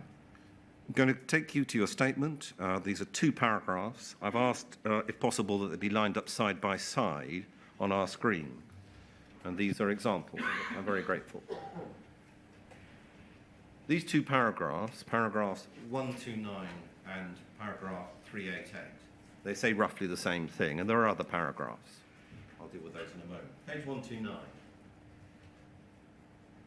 I did not know about any of these beds because no one told me about them. As I've mentioned, it was a responsibility of Mike Young, Operations Director at this time. As Network Director and a member of the executive team, it is difficult to see how I would have come to know about a bed unless it was communicated to me via the IT function. Paragraph 388. I do not think I ever turned my mind to whether there are any bugs in Horizon, which could include entirely harmless glitches. My understanding until May 2013 was that no bugs had been found in Horizon which could affect branch accounts. I believe that because it was what I'd been told by a series of senior IT managers over many years. Now, by July of 2013, you had learnt of 2 bugs. You'd then learnt about a 3rd bug, the Falkirk bug. So what you've been told by these series of IT managers over the many years of your employment at the Post Office was not true. Now, in the simplest of possible terms, you must have decided, well, I need to find out why have I not been told about these bugs. Did you do that, Ms. Vennells? I'm not sure that I understand what... Sorry, ask the question again, please. Yes. By 2013, you'd learnt of 2 bugs, and then a 3rd, the Falkirk bug, being the 3rd one. Yes? Yes. We can see on the screen that you're saying in your statement that you've been told repeatedly by IT staff members that there were no bugs in the system. So my question is the simple one. You must have asked, why have I not been told about these bugs before? What's going on? Did you? When I learned about them in 2013, my priority was to the post offices to understand that no post offices had suffered any detriment as a result of those bugs. I worked personally on the local suspense bug to make sure that all of the issues related to that were seen through, and I accepted, in terms of the payments and mismatch bug and the later the forecurt bug, the explanations that I was given, that the bugs had been raised, they had been dealt with, and I accepted those explanations that were given. Did you ask the question? Mr. Why Singh, I cannot remember if I asked that question or not. Well, the only way to understand your evidence is if you're saying that you care about sub-postmasters, if you say that you care deeply about the system, would be a sensible, intelligent CEO would say, what's been going on? Why did I not get told that there were bugs in the system, that they existed, and that they were the mismatch bug, suspense bug, calendar square, all of that? And in terms of the bug that arose when I was CEO, the local suspense bug, as I said yesterday, I had a conversation with Alwyn Lyons where I said, I want to take leadership on this and I want to demonstrate that we will handle these things properly. However, the two previous bugs have been handled was not something for me to deal with. I was reassured that they had been sorted out as they needed to be, and I was now working on the one that was still extant, the local suspense bug, and that was what I was doing. You've said the one of them went back to 2006, and I accepted the explanation that that had applied to the legacy Horizon system, that it had been fixed, and the trouble is, I don't know if I remember now from the documentation I've read in preparation for the inquiry, or whether I can remember it from then, but that hadn't had impact on the cases.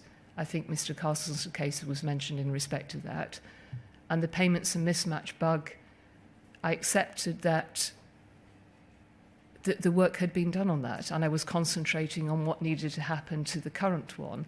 And as I've also said, that these bugs had no impact on the cases which we were concentrating on or about to move into the complaints and mediation scheme. That is what I remember doing. You've said repeatedly that you've been too trusting, that you accepted what people told you. One of the things that you say that you were told was that there were no bugs in the system. So let's turn to the other side of this. Who do you blame? Who did you trust too much? Name them, please. I've mentioned the names previously. No, do it again. Tell us who you think that you shouldn't have trusted because they let you down. Give us the names, please. I will do that, but I'd also like to say that at the time, I trusted the people who gave me the information. So on the IT side, Leslie Sewell and Mike Young, and there were two other IT directors, but the times we're talking about, it was Mike Young and Leslie Sewell. And on the legal side, the general counsels, Susan Crichton and Chris Ojar, and later Jane McLeod. And those people I had worked with on numbers of other very seriously important projects. They had never let me down, and I'm not sure at what stage you start to not trust individuals with whom you have previously. And I think one of the big mistakes, which I mentioned on day one here, is that we did not have sufficient oversight, particularly around two very technical functions, because there is a risk if you rely on, as I did, and my board colleagues did, and my group executive colleagues, so this isn't just me, we relied on one or two key individuals, and that puts a burden on those individuals, and an organisation shouldn't do that. We should have had better scrutiny around the board table in terms of IT and legal, and I thought that I had, particularly on legal, I thought I had the scrutiny from the external legal advisors we were using, And what I've heard through recent evidence to the inquiry may suggest that that wasn't perhaps as good as it should have been. Let's stay with bugs, errors and defects. You mentioned Mike Young. Yes. Right. Mike Young was referred to in your statement as someone that had told you that there's no difficulty with the system, there are no bugs in the system. By mid-2013, you knew that not to be true. He was someone that hadn't told you the truth. Do you agree? I don't know. In terms of the question put in that very black and white way, yes. I don't know what Mike Young did or didn't know. I can only go on what he told me at the time. As of July or the summer of 2013, was Mr. Young still working at the post office? Thank you, Sir Wynne. I was going to mention that. I think he had left by then. Have you had any contact with him since, at all? No, in terms of complete transparency, I think once he was an officer in the Para Regiment, and I contacted him once on November the 11th. And have you had any recent contact with him? No, I don't know what he's doing now. Thank you. Now, I don't want to be elliptical about this, Mr. Steed. It's just that the inquiry to date has been unable to trace Mr. Young. And so I was seeing if Ms. Vennells could help us. No, I'm I sorry. understand that, sir. I had wondered why he hadn't been here. Now, let's turn to another matter. The contract with sub-postmasters.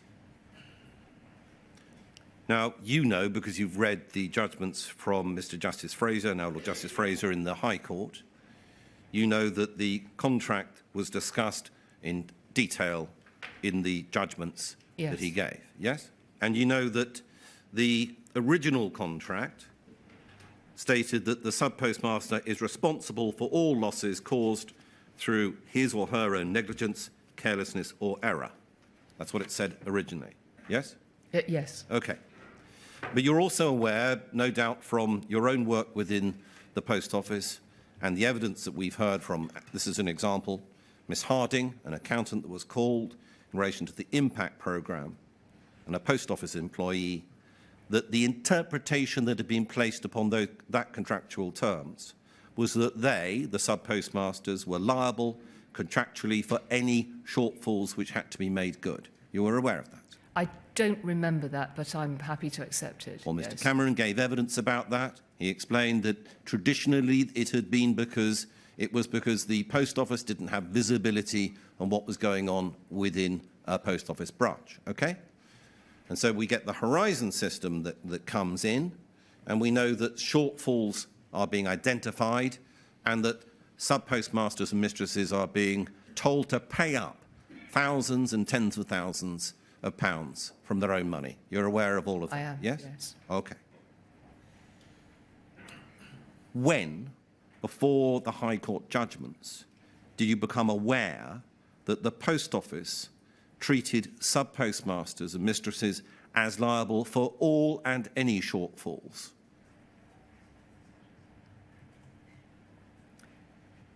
Is that the change to the network transformation contract? I'll move on to network transformation in a moment and what happened to the contract.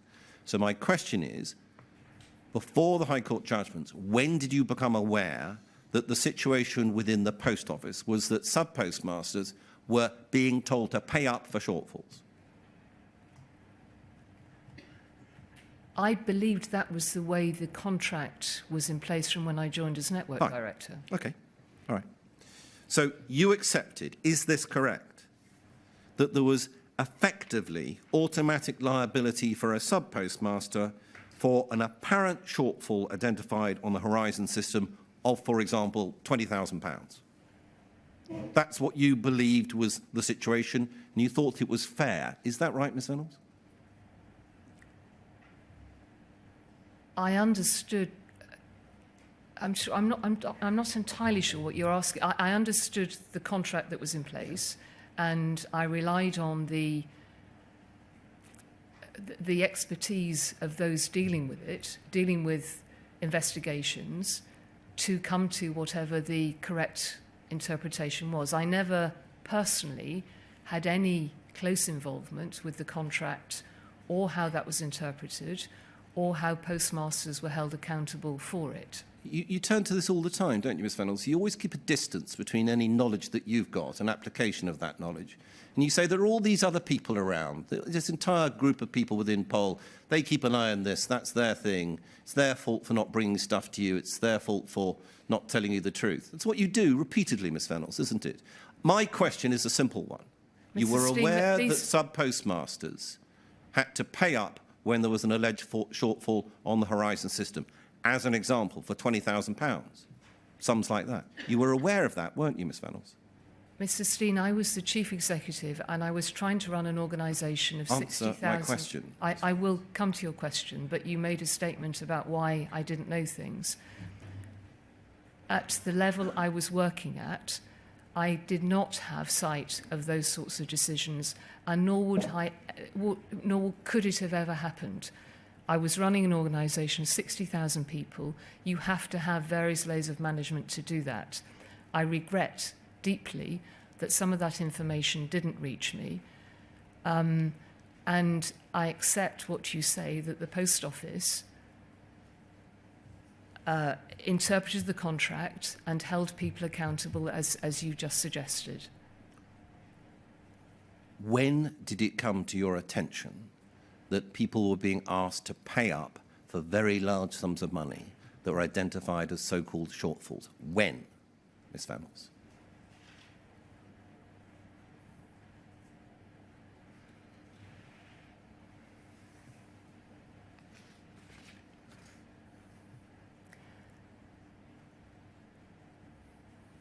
I imagine when we were starting to, or when the team working on the complaints and mediation scheme were looking at the detail of some of those cases.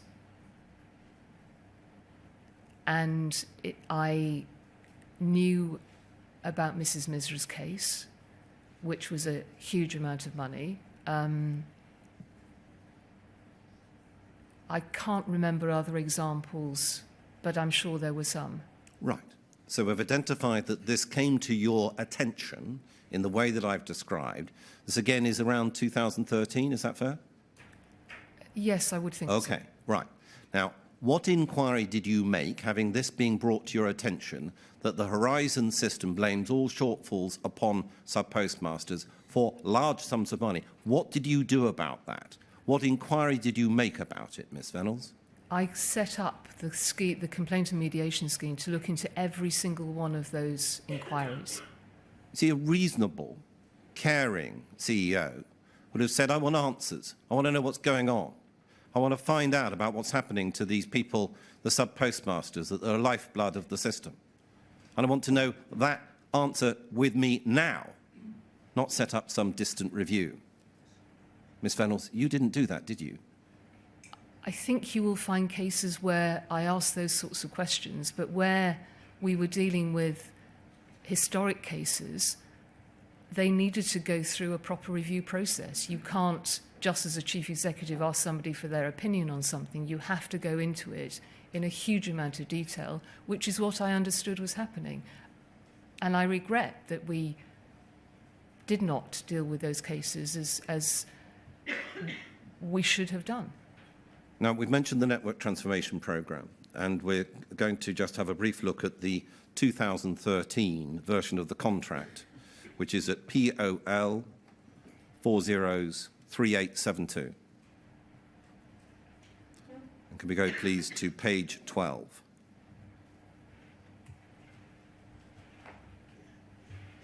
What were the last three numbers again, Mrs. Steen? Last three numbers are, well, four numbers are 3872.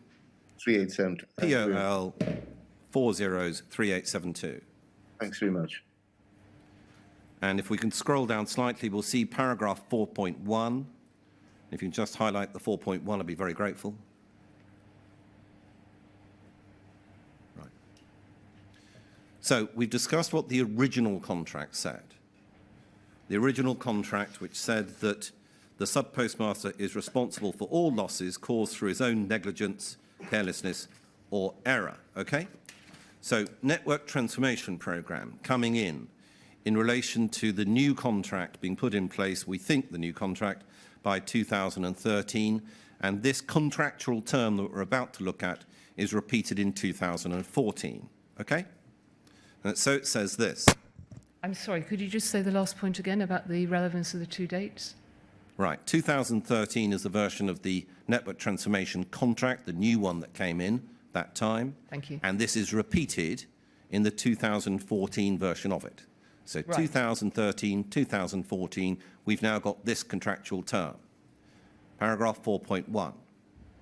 The operator shall be fully liable for any loss of or damage to any post office cash and stock, however this occurs, and whether it occurs as a result of any negligence by the operator, its personnel or otherwise, or as a result of any breach of the agreement by the operator, except for losses arising from the criminal act of a third party other than personnel, which the operator could not have prevented or mitigated by following Post Office Limited security procedures or by taking reasonable care. Okay? So, chopping out the legalese, basically, this time it says you pay up, fully liable for any loss or damage, no caveat at all. Nothing being said this time about losses being only responsible, being sub-postmaster, being responsible for all losses caused through his own negligence or carelessness. This time it's straight pay up. Do you accept that? Yes. Okay. So again, by 2013, what you've known about, and we've gone through, the collection of problems in the Horizon system, which tell you that there are bugs in the system, tell you that there's a problem with the expert that was called in cases in relation to the system. What the Post Office does, in the teeth of all of that evidence and those issues, is it actually tightens the contractual screw, doesn't it, on sub-postmasters. That's what the Post Office was about.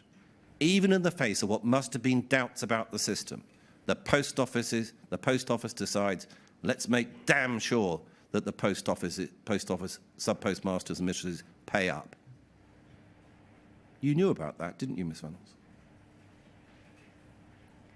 I was aware that the so when we went into network transformation, the contract that had been in place for many, many years had had numerous iterations to it, and the organisation took the opportunity. This was led by the then network director, Kevin Gilliland, and the legal team, and they took the opportunity to, as I understood it, simplify the contract and put something in place that would be more manageable for sub-postmasters. When the network transformation, more manageable in terms of what they had had previously, was a contract with many, many, many addenda added to it. This was an opportunity to restate the contract. The contract was signed by, I think, 4,000 new postmasters because of the issues that had been raised by Second Sight. We made sure that they had copies of the contract and that they had legal advisors to assist them as they went through it. As far as I'm aware, we had no feedback whatsoever about, well, to be fair, the new people coming in would have known this was a change, but there were also existing sub-postmasters who signed for the new contract. I understand the point you're making about this tightening it up. I didn't know that at the time, but it was accepted by the new and the existing sub-postmasters who had changed to this contract with legal advice. But I completely understand the point you're making. It's under your leadership, Ms. Vennells. This is under your leadership. You were meant to be setting a tone that should have gone through this organisation, a tone of caring, you've explained. No one could have cared more for sub-postmasters. But under your leadership and your tone, they tightened the contractual screw. It's right, isn't it, Ms. Vennells? The contract was... This clause was changed. I was not involved in that conversation at all. And it was never presented to me in the way you have. I completely accept that with the issues that there were with the Horizon system, the things that we have since understood, that this absolutely where things went wrong for postmasters was a more difficult contract than the one that had been there previously.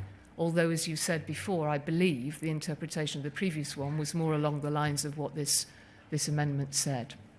Take you to another document. It's FUJ 402037. FUJ 402037. While that's coming up, and Yes, sir. sorry to take a minute of your time, Mr. Steen, but you said that this contract was the contract which newcomers to the post office as sub-postmasters would conclude. But you also said that existing postmasters, so already contractually bound, signed this contract. Now, the question I want to ask is, was that optional? Were they in effect cajoled into signing it, or what? What happened? The existing postmasters? Yes, I understand, Sir William. It was optional, and those so this. I'm sorry? No, people should not shout out from the public gallery, otherwise they'll be removed. The witness should give her evidence without interruption. Thank you, Mr. Beer. Thank you. I tried to explain earlier, this was quite a complex program network transformation. There were a number of different options for sub-postmasters. Some chose to stay on the existing contract. Some, in a sense, had no option other than to stay on the existing contract because they were within what were called protected areas. Some chose to leave the organisation, and they took with them compensation which was had been negotiated with the NFSP and was funded by government from this investment subsidy. And others chose to take an investment which the Post Office made with them, for them and with them, to convert their existing post offices to what was called a mains or a locals post office. And that was when they changed to the mains contract. So I don't know, Sir Win, the number of post offices in the new mains contract which were existing or new sub-postmasters, but there was a mix of the two. That's fine. I just wanted to get a flavour of what occurred. Thank you. And you can add 2 minutes to your time, Mr. Steen. Thank you, sir. I'll try and use them wisely. FUJ I should have been briefer. 402037. Thank you. Now, this document is an application support service fourth line service description. Now, that rather entertaining title is a document that is dated the 24th of August 2006. So this predates your employment, okay? We go to the bottom of the first page, please. And you'll see that this document has I'm got sorry, a Mr. Steen, what was this document? You could just tell me the title again, please. Right. What this document is, application support service, fourth line service description. Okay? Right. Okay. All right. Thank you. So just to make sure, as it says Fujitsu services at the top left-hand corner, just to make sure that this is also known to the Post Office, we'll go to the bottom of the first page. Thank you. Right. You'll see there, approval authorities, name Dave Hulbert, Post Office Head of Systems Operations, and Richard Brunskill, Fujitsu Services, okay? Yes. So it's a joint document, Fujitsu and Post Office, 2006, all right? I'm going to go to page 9, paragraph 2.7.1 at the bottom of the page. Okay. Now, you've been asked a number of questions by Mr. Beer, which was that the inquiry has been able to find out documents that demonstrate that there were issues within the system. The inquiry has been able to ask the right questions and receive documents describing the issues within the system, okay? All you needed to do was ask, what do we do about these bugs? Look at the bottom of the page, 2.7.1, third line support service. The third line support service works closely with the application support service, fourth line, to provide bug fixes, to enable the resolution of software incidents. 2006, Ms. Vennells. An entire system that is devoted 4 lines of support that are operated by the Fujitsu system, paid for by Pol, trying to get to resolve bug issues. And you didn't ask the question, how do we fix these things? What's the system? Or did you? I asked the question in relation to, as I mentioned earlier, my answer is the same. I asked the question on the local suspense bug because it was still in place, and I accepted what was explained to me, which was that these were, I don't think we even had a conversation about the Calendar Square bug because it was so long ago. The one in 2010, I was told that all the work had been done and had been fixed. I completely understand the point you're making. That there must have been other people in the post office who knew that this... One of the questions I have asked is that there must have been IT managers, whether as senior as Dave Hulbert, I don't know, but who knew that this was happening. I heard Mr. Cipriani's evidence, where I heard that there was fix upon fix and documentation wasn't in place. I don't understand why the post office or who in the post office knew this. I don't believe any chief executive, let alone network director in a different stream, would understand about the third or fourth line support of an IT system.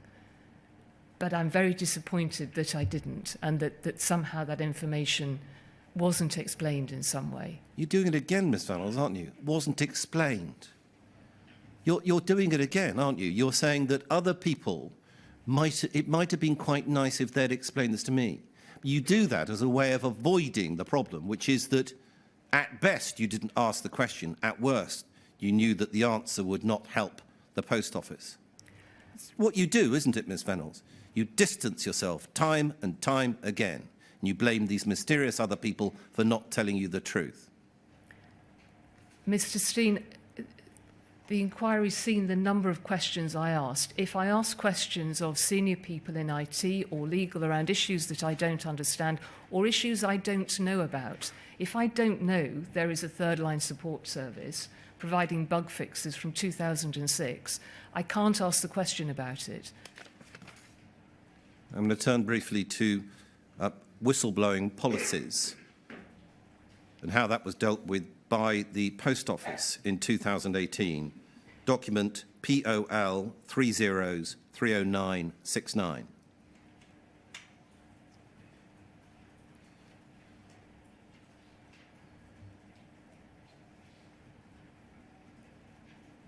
Okay. So this is group policies, whistleblowing policy, whole document as I've described. It's a Post Office document. And the date of this, I hope you'll take it from me, is 2018. So it's within the period of time whereby you're still at the Post Office, okay? Yes. All right.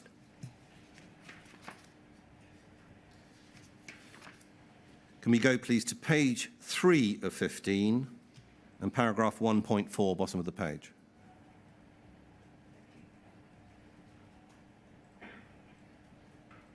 Now, Ms. Vennells, you know the importance to a business of whistleblowing policies, don't you? Yes, I do. Yes. It's important for the culture to have an open and honest discussion between staff members, leadership, and with one another to have a strong whistleblowing policy. Do you agree? I do. Right. And it's important that people are able to find someone within an organisation that they can speak to properly and without fear, so that they can bring matters to the attention of the leadership. Do you agree? Yes. Right. So again, let's have a think about how that's applied to the sub-postmasters. The 2018, there's something like 11,000 branches still open. Okay? All right. 1.4, application. This policy is applicable to all employees within the group and outlines the protections provided for whistleblowers by law. In order to encourage reporting of wrongdoing, Post Office will, where appropriate, extend equivalent protection to postmasters, agent assistants and members of the public. Now, to your knowledge, first of all, was even this tentative extension of the whistleblowing policy in 2018 the first time that it had been extended to sub-postmasters? I don't recall, I'm afraid. And why does this policy, at 1.4, extend only that protection where appropriate, to sub-postmasters, rather than saying, of course, we care about sub-postmasters. They need to have someone that they can speak to. It's an important part of the culture that they're able to identify issues and problems with the system. Why doesn't it just simply say that? I don't know. It's a good question. I've no idea why those words were necessary.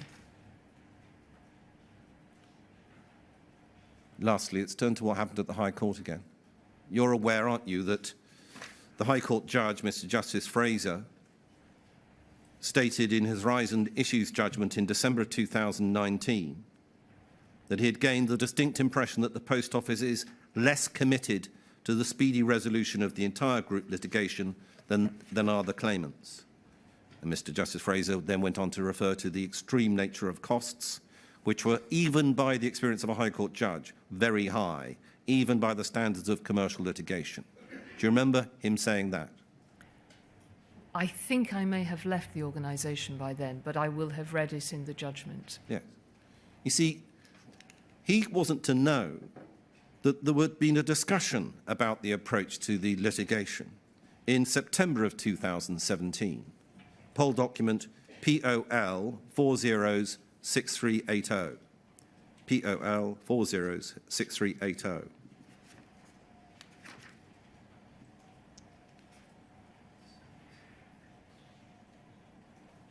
Thank you. Paragraph 4 of the document, bottom half of page 2.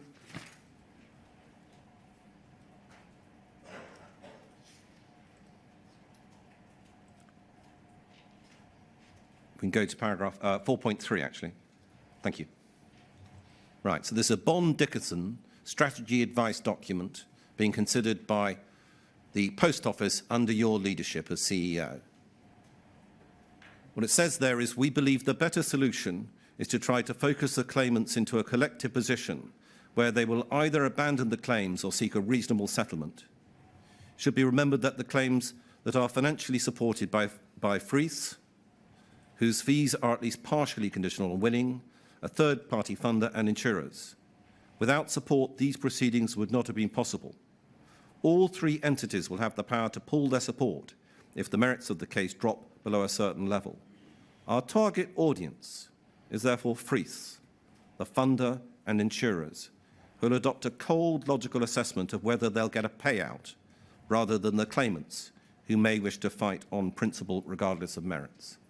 2017, the Post Office set about its strategy of fighting tooth and claw for its own reputational interests over those claimants at the High Court, and adopted this strategy as the High Court judge identified.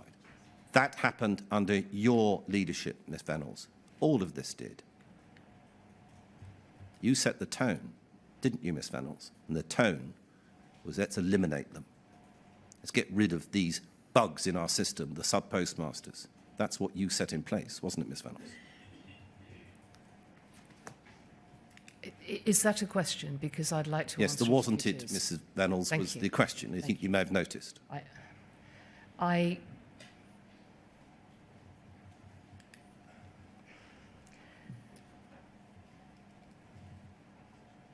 did not set a culture like that.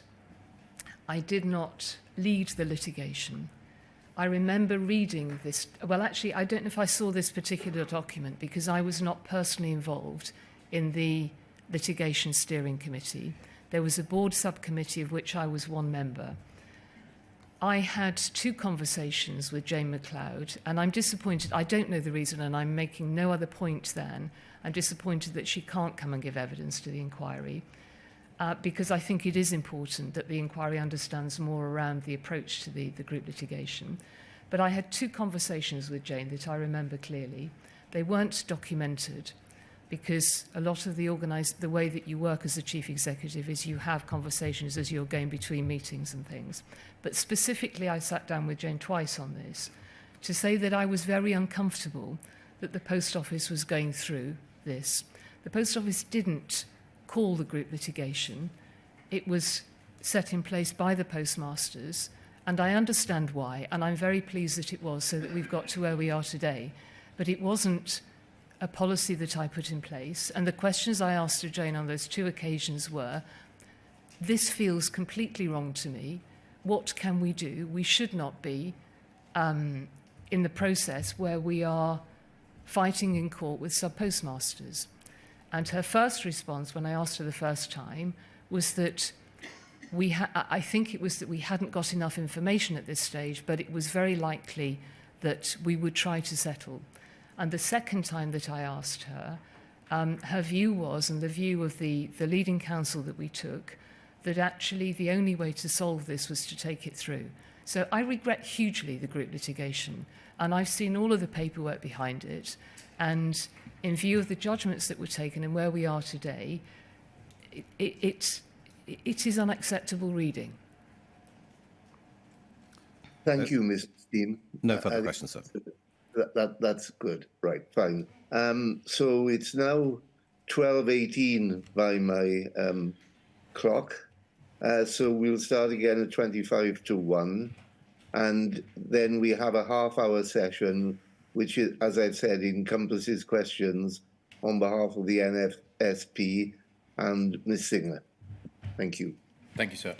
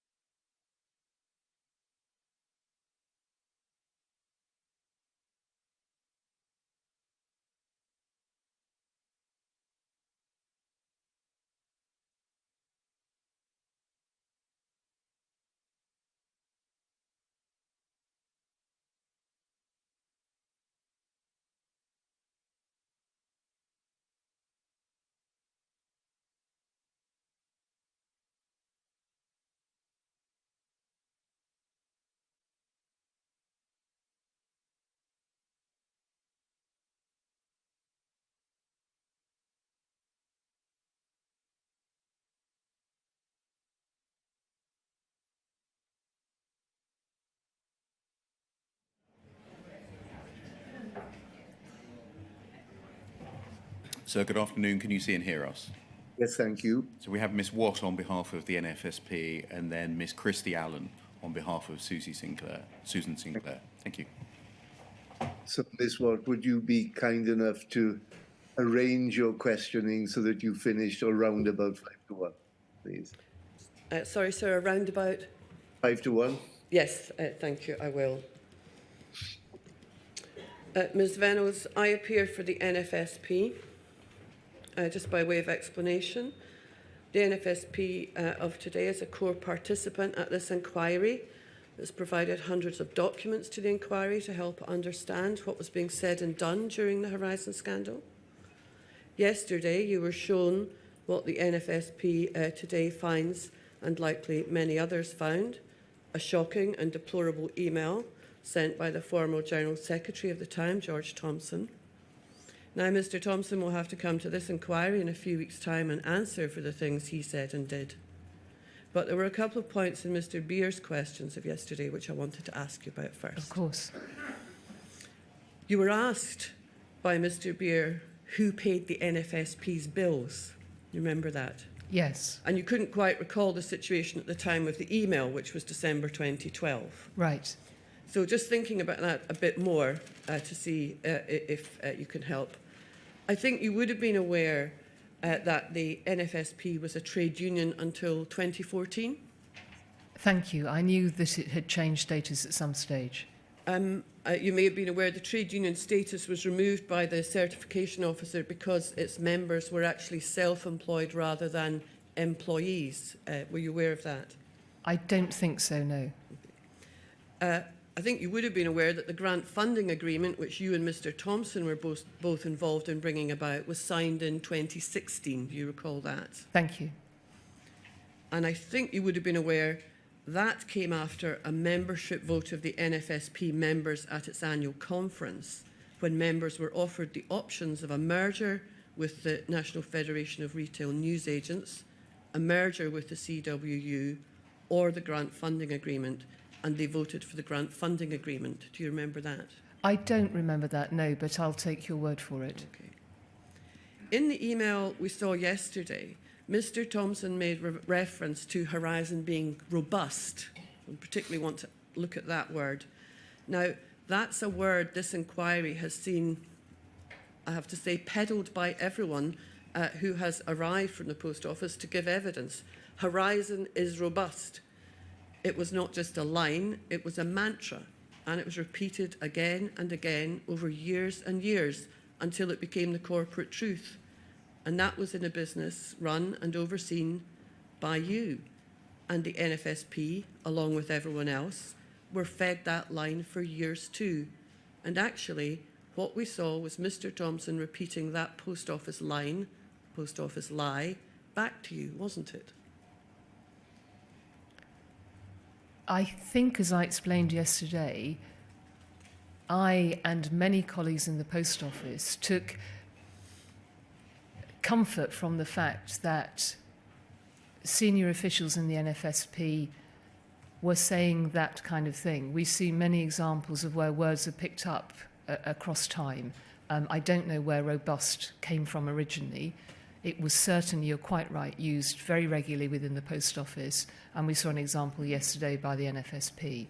But as I said yesterday, from the Post Office's point of view, we took it as very genuine, useful experience that the NFSP made up, as you know, of people who ran post offices on a daily basis, found the system to be robust.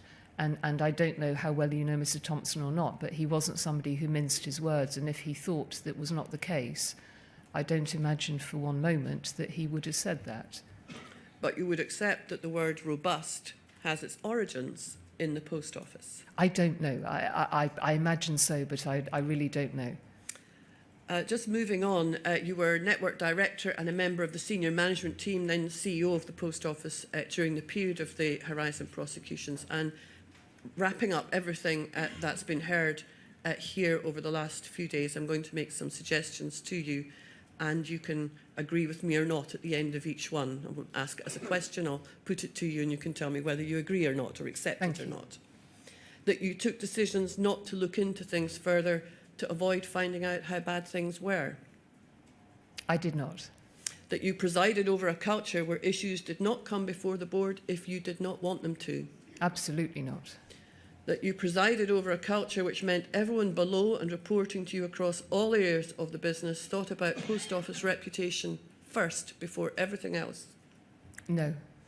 That you presided over a culture which saw sub-postmasters as subordinate to all of the business's interests, despite their actual partnership with the post office, their financial stake in the business, a stake which provided profits to the post office.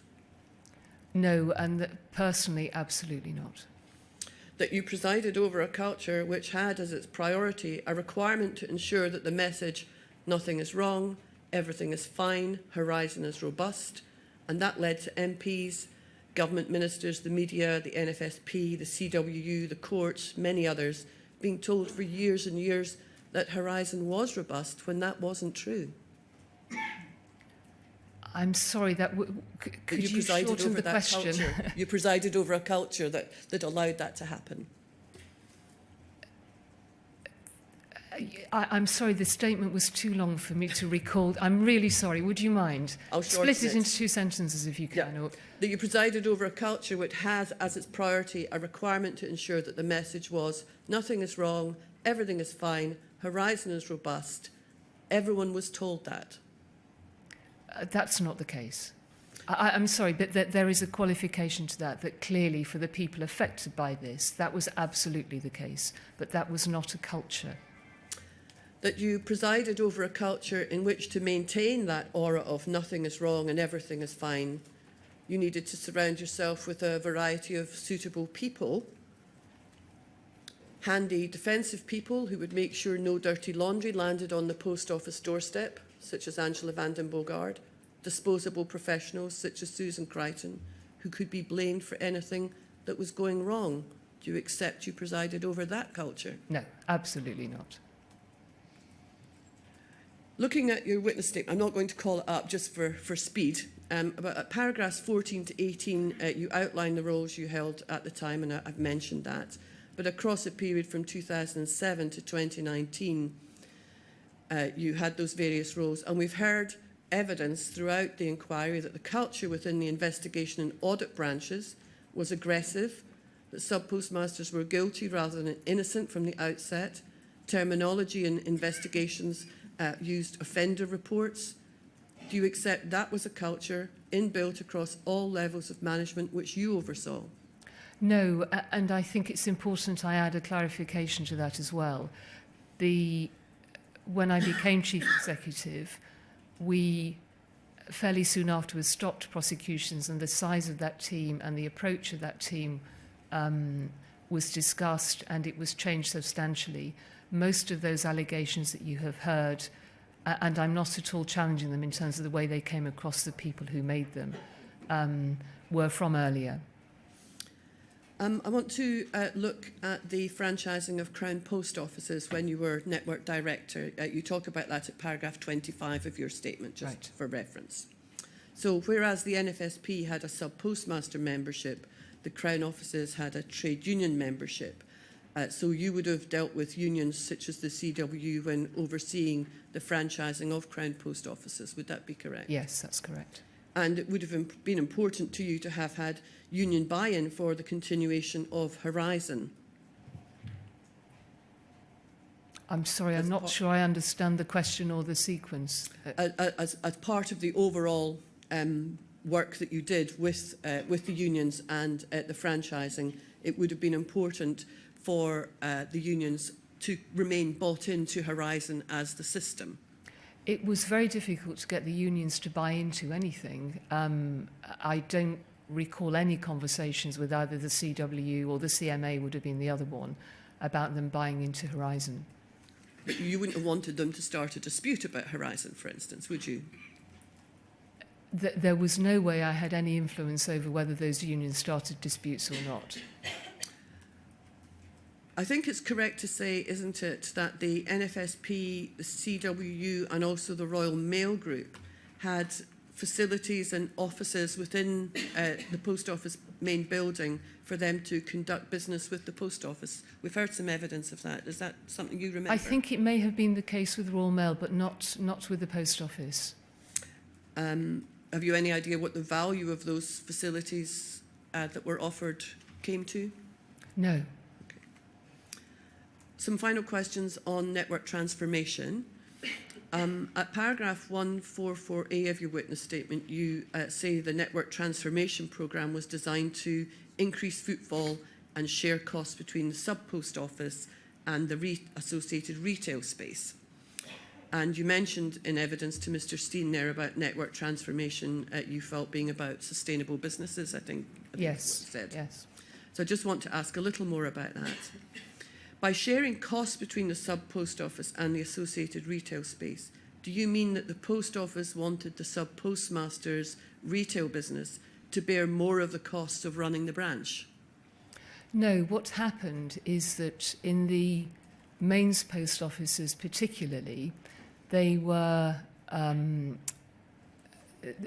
shops, usually fairly successful retail outlets. The advantage of having a post office alongside those shops is that the post office brought with it a very, very high footfall, and then the retail owner, the sub-postmaster, if you like, benefited from increased sales through their retail outlet from the footfall of the post office. That was primarily the model for the mains post office.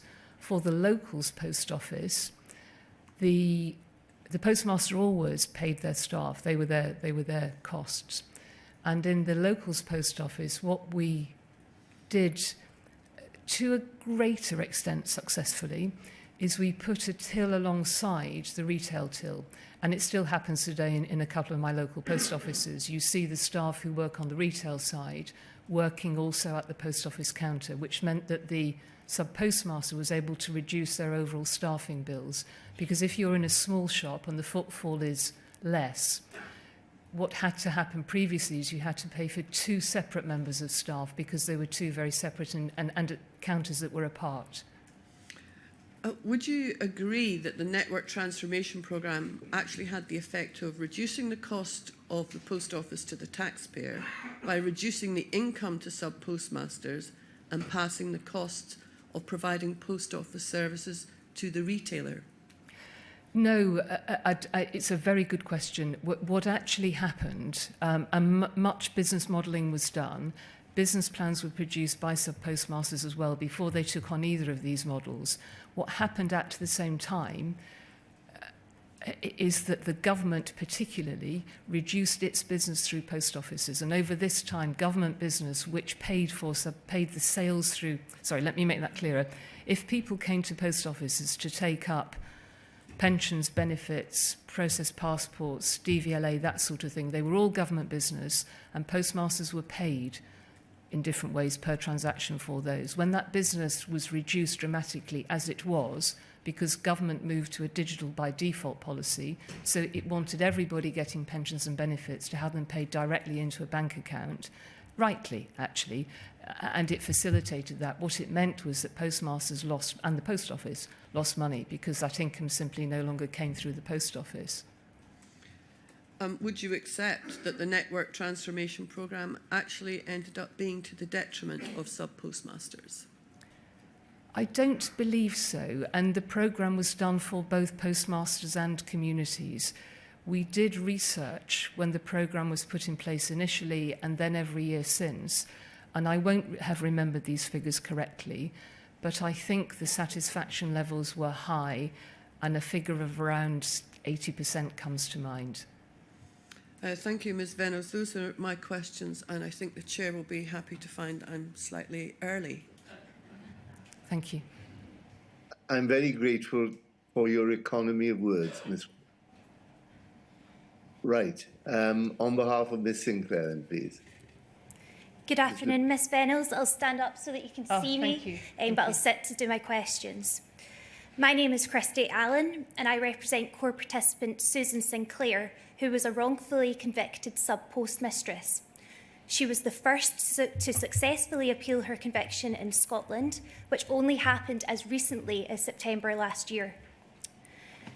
In your witness statement, you state that you were always open to the real possibility of unsafe convictions, and as such, you always sought to be questioning in your approach.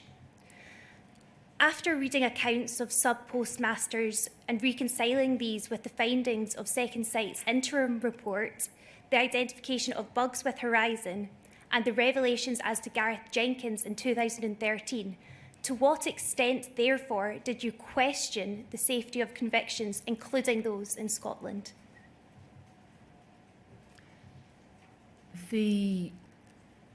All of the sub-postmasters who raised cases were admitted into the scheme if their applications were considered that there was a case to do that. There was no means, that there was no intention to exclude anybody. So my understanding, and I'm very sorry because I wouldn't have known the individual cases if there were Scottish cases in those numbers. I am very sorry that it took so long for that to be resolved. Thank you. Were you reassured that there was an extra layer of protection in Scottish prosecutions due to the role of the Crown Office and Procurator Fiscal Service as the independent prosecutor?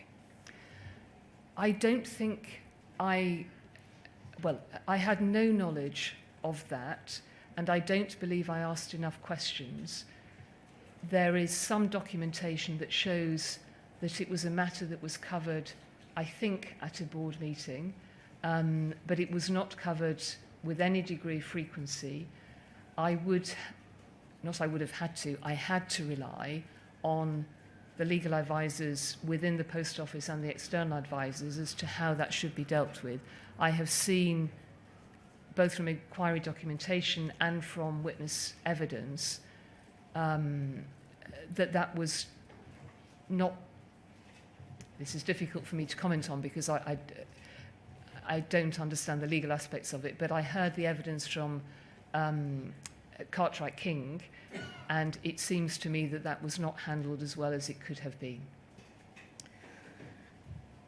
To follow up, was Crown Office not, however, reliant on correct information being timelessly disclosed by the Post Office and indeed by you as CEO, including any new revelations in respect of emerging concerns with Horizon evidence? I had no dealings at all with Crown Office. I'm sorry. I'm sorry, I had no dealings with Crown Office because I shouldn't have had dealings with Crown Office. Understood. But would you accept that the Crown Office was reliant on Post Office providing the relevant information timelessly? That I don't know. I know that Cartwright King were involved. It may be that they were reliant on Cartwright King. There will be other people who would answer that question better than I can for you. Yeah, of course, the point being that there was certain knowledge in 2013 that wasn't disclosed timelessly to the Crown Office. At the Post Office, I accept, yes. And how do you reconcile that, despite your knowledge of issues with the reliability of Horizon evidence, criminal prosecutions based on such evidence continued in Scotland up until 2015? My understanding, and there is documentation that says this, was that all prosecutions after 2012 were not continued based solely on Horizon evidence. I have also learnt that in Scotland there was a greater degree of scrutiny of that because a second area of evidence of corroboration was required as well. But I'm afraid my knowledge of the legal system in Scotland is not sufficient to be able to answer any more than that. Yeah, well, unfortunately, we have since learned from the Crown Office that they've identified so far 4 cases since the Crown Office meeting in 2013 with the Post Office that relied on Horizon evidence. My final question to you, Ms Vennells, is how have you received the statement made by the Lord Advocate to the Scottish Parliament last week that due to this scandal, the Post Office is no longer trusted and as such has been stripped of its role as a specialist reporting agency in Scotland? I'm sorry, there was a cough. I missed the beginning of your question. I said, how have you, I'll repeat the full question. Thank you. How have you received the statement made by the Lord Advocate to the Scottish Parliament last week that due to this scandal, the Post Office is no longer trusted and as such has been stripped of its role as a specialist reporting agency in Scotland? I think that's a very appropriate response. Thank you, Ms Vennells. That's all. Thank you, Ms Christie Allen.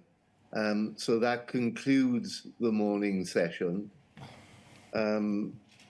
We'll, I think, begin again at 2 o'clock, Mr. Beer, unless you suggest otherwise. We have Mr. Maloney and the potential, but not necessarily the actuality of further questioning after that. Is that it? Yes, sir, a full hour on Friday. Very welcome. We know that Mr. Maloney is punctilious with his timekeeping.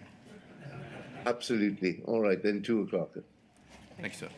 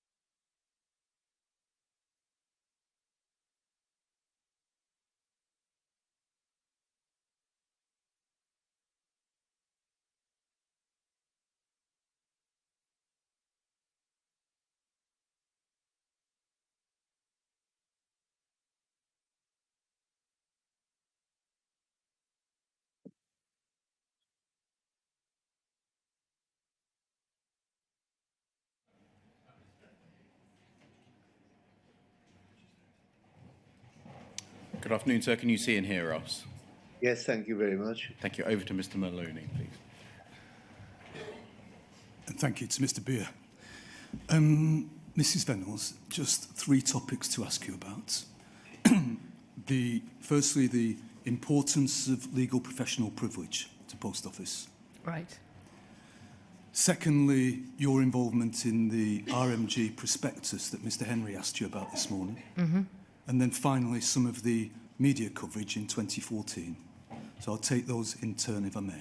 Okay, thank you. The first one is the importance of legal professional privilege to Post Office. And I'd like to go back, if I may, as far as 2011, when Post Office received letters before claim from 4 former sub-postmasters, represented by Shoesmith's solicitors. Do you remember that event? I remember from the documentation I've seen recently, yes. Thank you. Yeah. Just for the purposes of accuracy, the letters before claim arrived at Post Office on the 26th of August 2011. And this was perceived by Post Office as a potential class action, wasn't it? Yes, that's right. Yeah. And it was important because it could have caused Post Office to lose a lot of money, and it could have been highly damaging reputationally. Yes, that would have been the case, certainly. I think they were just concerned, full stop. I don't know that it was just that, but yes. In due course, I'll take you to an email where you say, give those 2 reasons for the importance of the class action. Presumably, as Chief Executive, you were up to speed on the issues in the case because it was so important. I wasn't Chief Executive at the time. We were still part of the Royal Mail Group, and I was, I think, Managing Director at that stage. I'm sorry, Managing Director. You were originally Chief Operating Officer and then became Managing That's right, Director. yeah. Yeah, entirely. But you as Managing Director then, and perhaps if I could just replace Chief Executive with Managing Director, but at that time, you would, of course, have been up to speed on the issues in the case. I was, so just so I'm really clear too, I don't recollect them now, but I've seen the documentation. I'm sure that I would have been briefed on them. I believe at that time they were all still being dealt with within the Royal Mail Group. Yeah. So I wouldn't have been as well briefed as I might have been had I been in a separate post office. So you think you would have been briefed on the issues but wouldn't have seen the documentation? I don't believe I saw it. I think all I will have seen is what you have seen. Okay. Okay. Well, I might take you to some... Of course. In yes, due course. Yes. But the main reason I ask you about this is to do with legal professional privilege because right. Yep. Faced with this potential class action, legal advice was circulated relating to document retention and document creation, wasn't it? Do you remember? Yes, it was, yeah. There was an email from Emily Springford on the 20th of October 2011, and might we look at that now, please? The reference is POL 20176 467.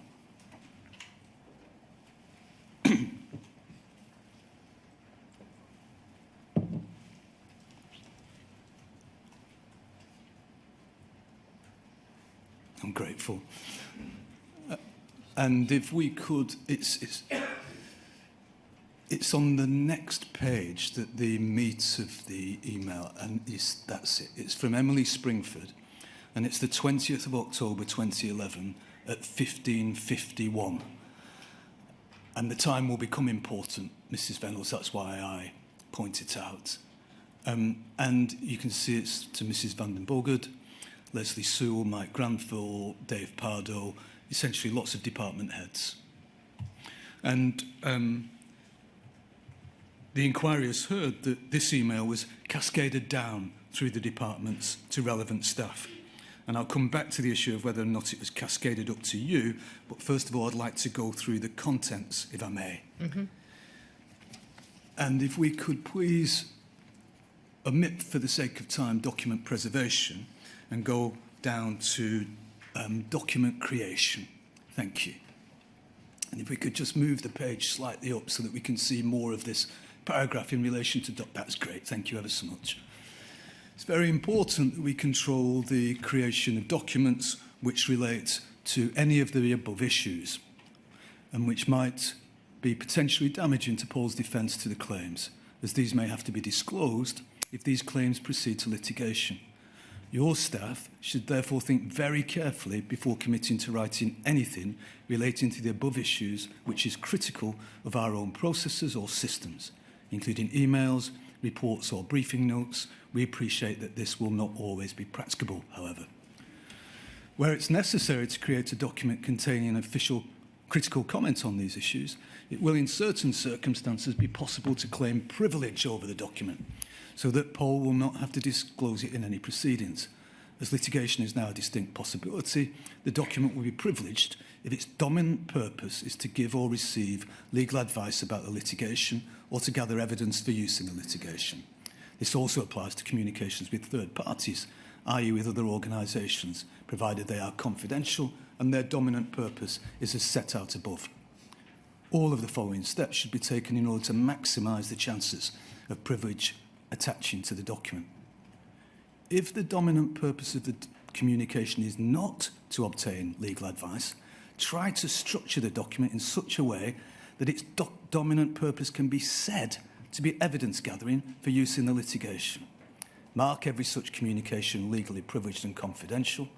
If you're sending the document to someone, state in the covering email, memo or letter that you're not waiving privilege by doing so. Request that the recipient of a communication confirm that the document will be kept confidential and that he or she will not forward it to anyone else. Think very carefully before replying to all on an email. Do all the recipients need to see the communication? And where possible and appropriate, copy a member of legal services into the communication and make clear that you're doing so to enable them to advise on the content. Please note that copying a member of legal services into the communication alone will not necessarily suffice. If in doubt, call legal services before committing anything to writing which relates to these issues and contains critical wording. And Mrs. Vennells, did you see that advice from Emily Springford? I don't believe I did, unless you can take me to something that shows that. Right. I might be able to. But leaving aside for one moment whether or not you did see that email, and looking, for example, at some of the contents of that email, firstly,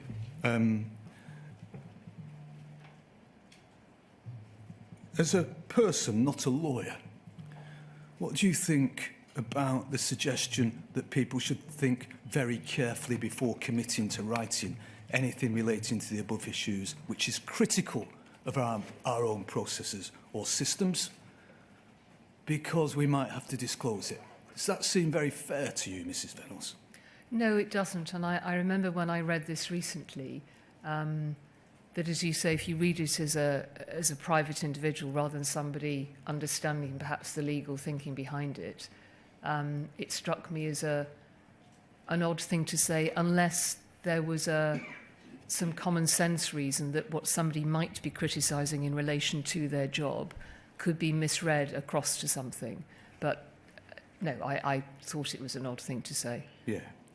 And again, and because you're not a lawyer, and so I ask you as a person, yes, with an interest in fairness as the head of an organisation, what do you think about saying that if a document is not prepared with the dominant purposes that are seeking legal advice, then you can perhaps, as it were, if the dominant purpose of the communication is not to obtain legal advice, try to structure the document in such a way that its dominant purpose can be said to be evidence gathering for use in the litigation? I think the whole thing about this is odd, that if there is a good reason behind why people should do this, it should have been explained.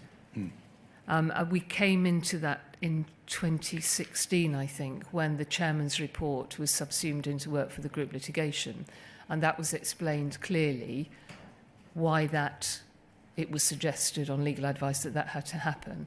When I saw this, to ask a group of even senior managers as they are to do something like this without explaining why, it seemed like it was lacking something. Okay. Now, but lacking something or not, this approach immediately became Paul orthodoxy, didn't it? In terms of how people behaved in each department, it became the orthodoxy. Well, that I don't know, but I certainly saw that it was passed on by one of the recipients to their team. Yeah. And I'm going to suggest to you that this orthodoxy continued all the way through Paul's engagement with Second Sight, all the way through your correspondence with Tim McCormack, and all the way through subsequent prosecutions by Post Office. And it was only when Cartwright King, especially Simon Clark and Harry Bowyer, started saying, actually, there are different disclosure rules for criminal cases, that Paul was told that they couldn't possibly do this with criminal cases. Are you able to comment upon that? No, I don't know that. I should have seen it, but I don't recall it. Yeah. If now we could please go to Paul 20294-928 to look at just how quickly this did become orthodoxy within Post Office. So that's POL 20294-928.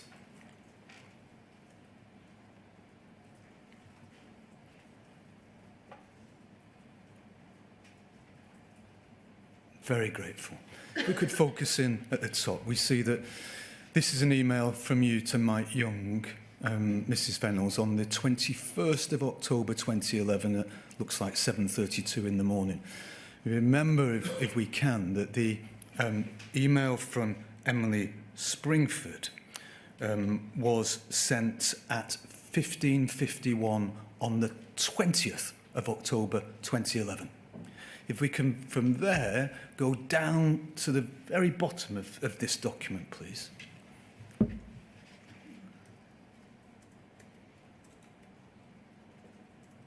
Now, and this is where we start. So the 20th of October 2011 at 15:48. So just 3 minutes before before Emily Springford, rather, sent the email to all of the department heads. Mm-hmm. Yeah. And this is an email from you, Mrs. Vennells, to Leslie Sewell, copying in Mike Young and Kevin Gilliland. And the subject line is Horizon Independent Assessment. Do you remember what this is about? Yes, I think we discussed this morning or yesterday. This is the report in response to the comment by Donald Bryden. Yeah. Yeah. And it reads, Leslie, excuse me if I missed it. Did you get back to me reconfirmation as to how robust / reliable pin test, is that the right name, were? I.e. what other type of validation work they've done on this scale, for whom? Also, when do we expect the results? Kevin has heard today the BBC may be going for more coverage. Thanks, Paula. Now, that was 15:48, 3 minutes before the Emily Springford email. Leslie Sewell replies at 17:39, just 1 hour and 48 minutes after Emily Springfield sent her email. And we see Leslie Sewell's email at 5:39 here, and Leslie Sewell replies to you, Mrs. Vennells, copies in Mike Young, Kevin Gilliland, Hugh Flemington, and Emily Springford. Immediately copying in lawyers. And she changes the title from the Horizon-related title to legally privileged and confidential. Paula, Fujitsu reviewed who they will use for the review of Horizon Next Generation, and as such will not be using pen test partners they'd originally intended. They've now engaged with KPMG to complete the review, which they now expect to take up to 2 months. There's a meeting tomorrow with legal to discuss the scope and timing of this review. And so, following some very important aspects of the advice of Emily Springford immediately. An hour and 48 minutes later, changing the subject header to legally privileged and confidential, even though it's a reply, and copying in the lawyers in accordance with the advice of Emily Springford.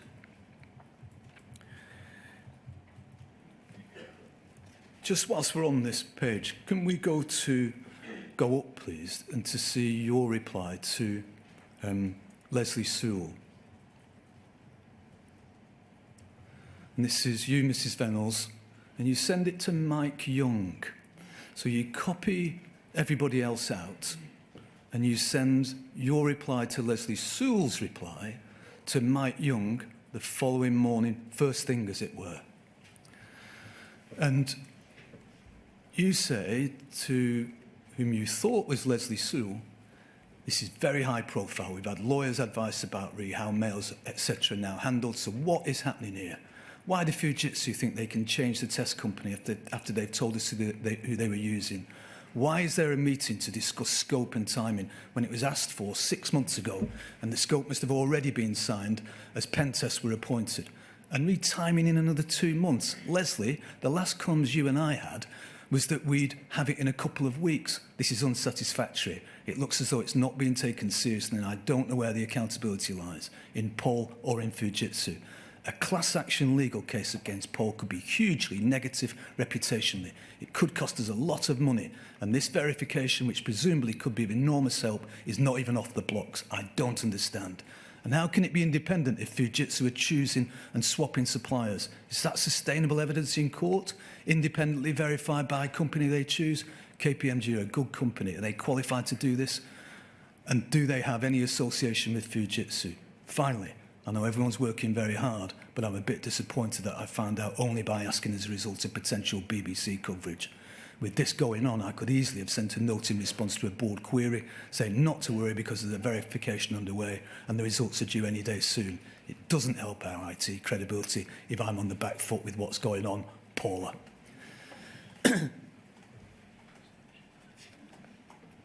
Now, what you hadn't realised was that you'd sent that email to Mike Young by mistake, who was Leslie Sewell's boss. And so if we go up to the top of the page, we see, Mike, I've realised I sent this to you and it was intended for Leslie. But actually, as her boss, would you mind looking into? And then in brackets, also, watch the tone, not always easy to judge in mails.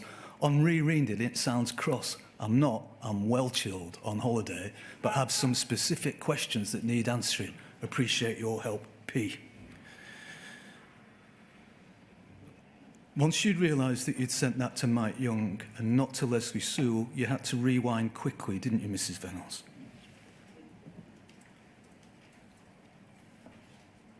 I didn't ever operate in that way. The email to Leslie Sewell would never have been written in the tone that you have just read it. It was a list, and the inquiry has seen many other emails that I send, which are a series of questions, open questions, nothing assumed behind them that I was looking for answers on, because this was, as I said in the email, a very serious matter. It had been raised by the Royal Mail chairman, and it obviously needed to be handled carefully because of what we were dealing with. But I don't think I ever sent emails with that in the way that you read it. No. And I read it in that way because I wondered if that might be your response, because the reality is that you realised it sounded cross from having sent it, didn't you?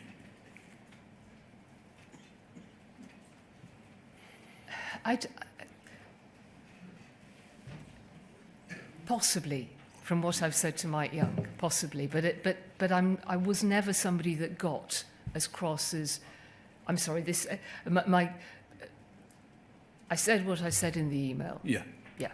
No, absolutely. But the term, the wording, Mrs. Vennells, it was cross, wasn't it? I was clearly irritated. Yeah, you were. Yeah. Absolutely. And you expressed your irritation was manifest in the words that you used, wasn't it?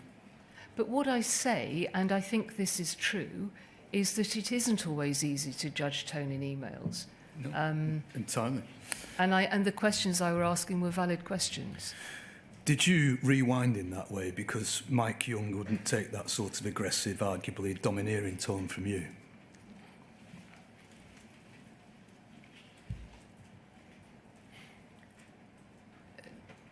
No, I don't think so. And was it a case of you having, as it were, let the mask slip with that particular email? No. Okay.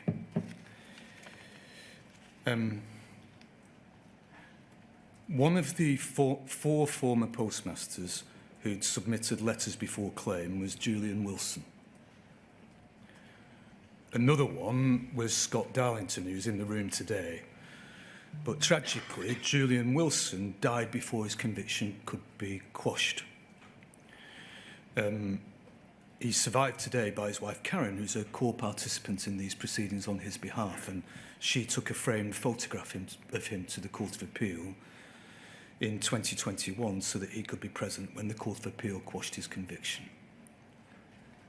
So he was really one of the trailblazers in terms of trying to bring Post Office to account for what he thought had been done to postmasters through the unreliability of Horizon in the first place, and then the way that that unreliability of Horizon was used against postmasters. He, in his interview, complained of under caution, complained of the problems that he'd experienced with discrepancies with Horizon. And what I'd like you to have a look at now, please, Mrs. Vennells, although you say you didn't see the documentation, is his letter before claim. I just want to take you to this very briefly, which is POL 30/46944.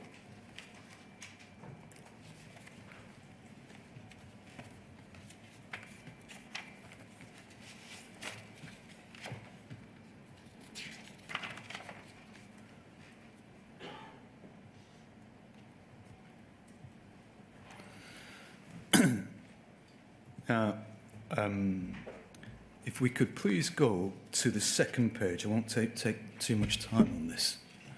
It's the second page. And if we could scroll up, please, so that we can have in that's perfect. I'm sorry, could I just, the date of this is when? It's received on the 26th of August 2011. Right, thank you. You said that you hadn't read the documentation, but you were aware of the issues. Here are the issues set out in Mr. Wilson's letter before claim.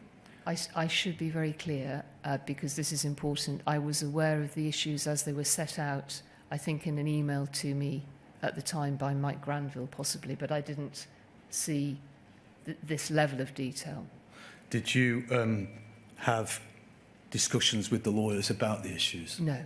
Never? No, never. Because in this letter before claim, which is 2011, so before 2012, obviously, it says, for the avoidance of doubt, it's denied that A, Post Office were entitled to or had grounds to determine the contract either based on the matters relied upon or at all, B, that Mr. Wilson was in breach of the terms of the contract either as alleged by Paul or at all, and C, that Paul had grounds to prosecute Mr. Wilson.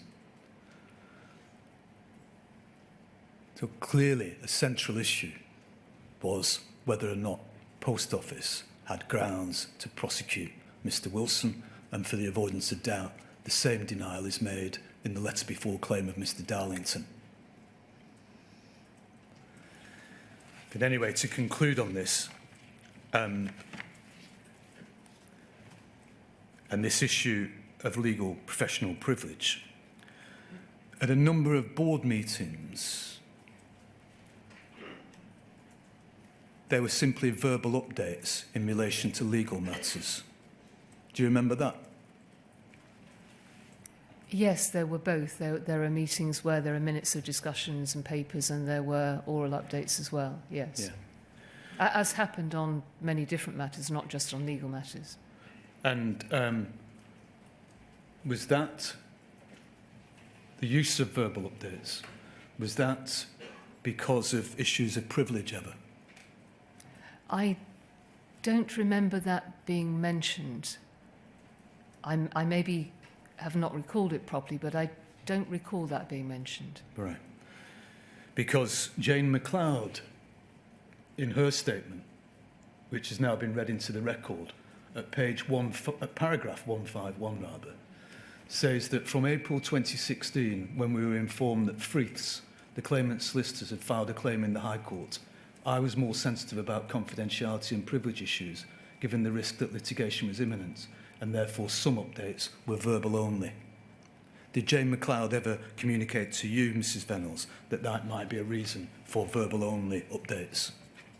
No, Jane, as I said in my statement, was someone who was on a sphere of risk averse to risk tolerant. She was, by nature as an individual, quite risk averse. But I don't ever remember her raising that as a reason for only oral updates. Okay. Second topic then, which is the RMG prospectus. This morning, you were asked about your work to propose a change to the RMG prospectus. Yes. Yeah. And you said that you came very late in the day to deal with this. I believe so. I have absolutely no recall of being involved in it, but I may be wrong. It was a long time ago. It was 2011, 12. But right. Yeah, I don't recall being involved. I think it was 2013. Yes, the separation I thought was 2012, but the prospectus was 2013. 2013, right, yes. Was it because of your minimal involvement that you've got no great recollection of it, or for other reasons? I simply have.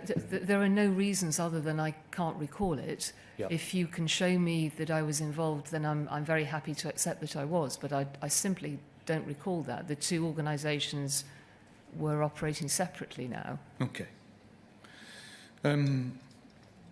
You were asked by Mr. Henry this morning a number of questions about this. And in particular, he asked about how in September of 2013 you wrote to the chair that you'd earned your keep in having a particular section removed. Yes. Yeah. And when you were pressed about this by Mr. Henry, he suggested that you'd earned your keep by keeping a lid on things about Horizon. Do you remember that? Yes. Yeah. And you said you had no recollection of that. And the real reason was that it had taken some time in a short period to remove that statement about Post Office IT from the Royal Mail prospectus, because I didn't believe it was helpful in any way to the Post Office, because the two businesses were separate and the prospectus was about the flotation of Royal Mail. Is that relatively accurate? Yes, that's how I remember it. Yeah. Can we briefly look at one document, please, which is POL 201 58149. That's POL 201 58149.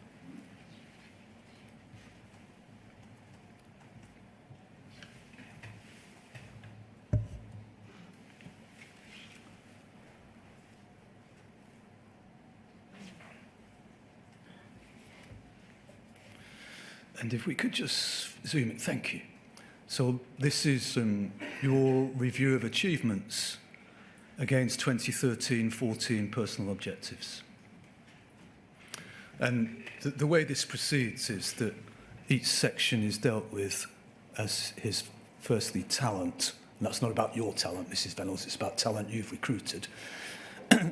Firstly, key achievements, and then if we go down the page, please, and keep going over to the next page, I think. So that's achievements, and then ultimately we will in due course see the opposite of achievements. Yeah, what could have been better? So that's how it's structured. And then if we go over onto the next page, we see the start of the next, which is culture, key achievements, and what could have been better.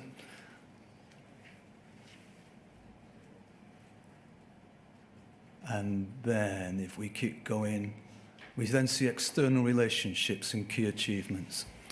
And so this is the part I'd like to look at.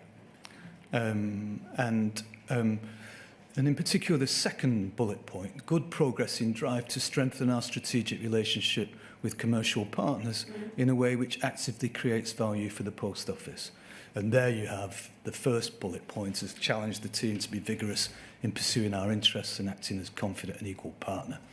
We could just go over the page, please, for the examples of the key outcomes. the final one there in terms of Royal Mail also intervened personally with JM to change prospectus wording in relation to Horizon investigation, with Shecs having failed to persuade them to make the change. So, although it's something you can't remember, it was a key achievement for you in that year.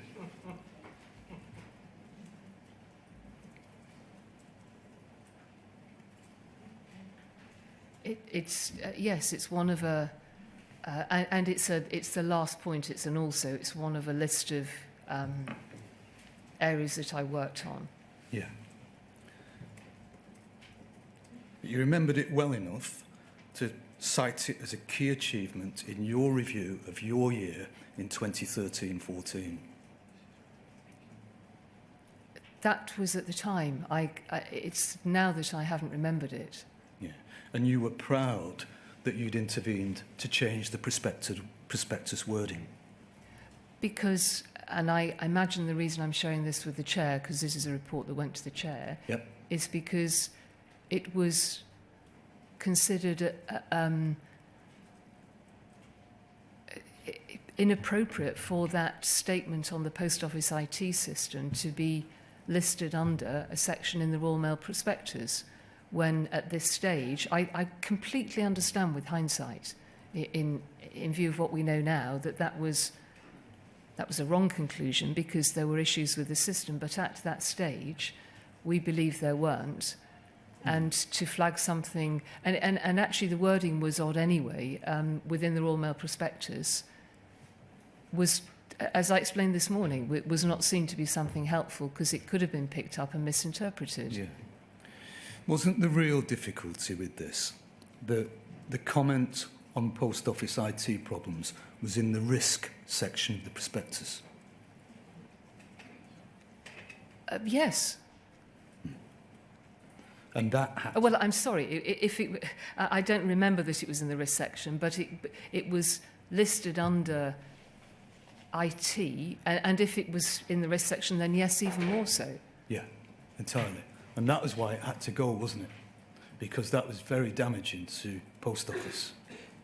It would have been, and as I explained this morning, it would have been wrong for that to have been taken and misrepresented in some way, because at this time, the post office believed that the Horizon system was reliable. Yeah. And do you remember in August, because this change happened in September of 2013, I'm going to suggest to you, but Yes. do you remember writing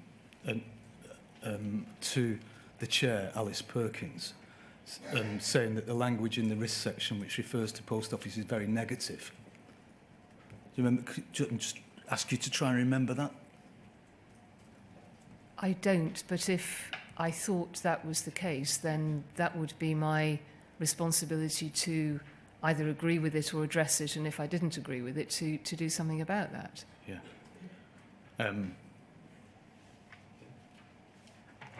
And did you think about escalating it to HMG, Her Majesty's Government?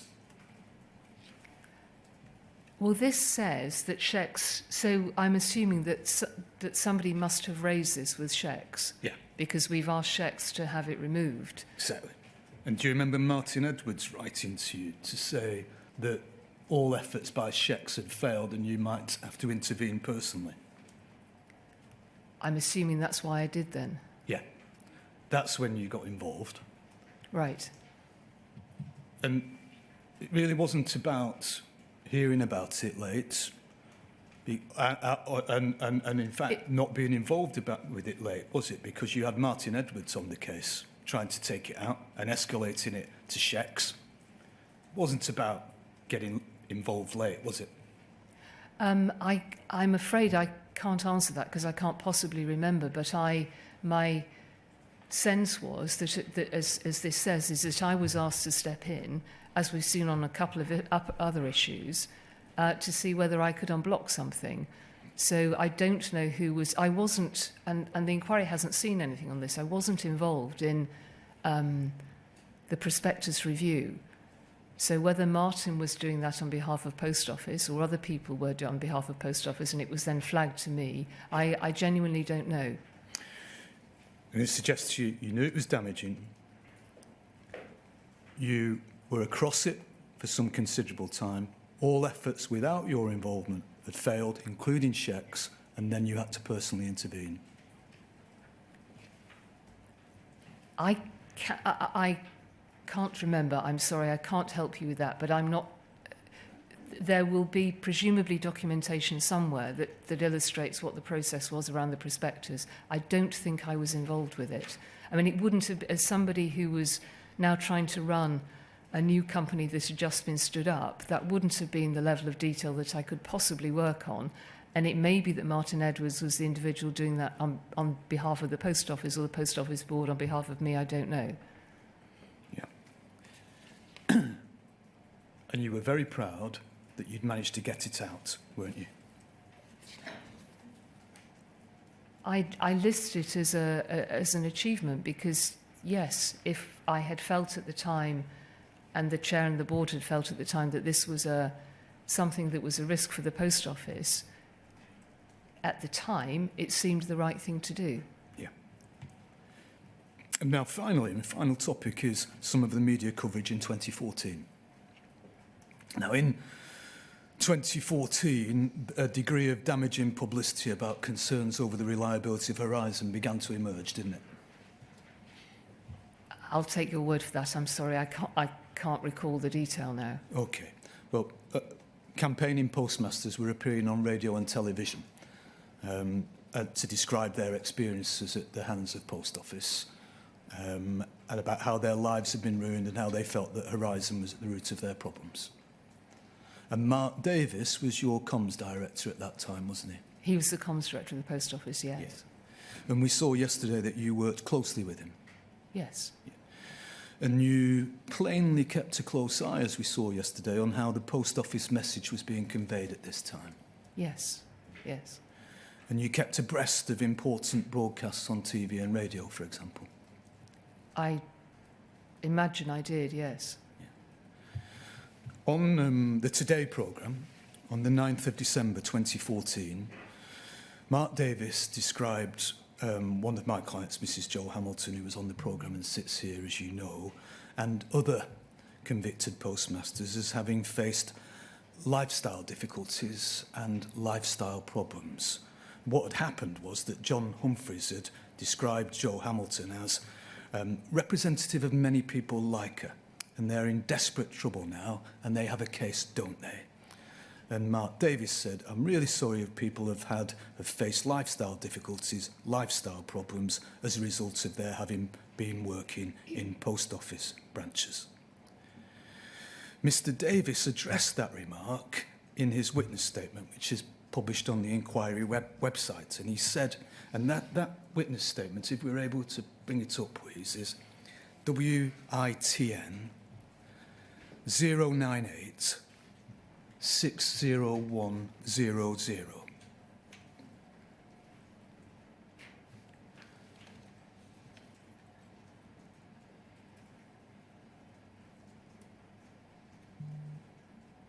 And could we please go to page 31, to paragraph 86?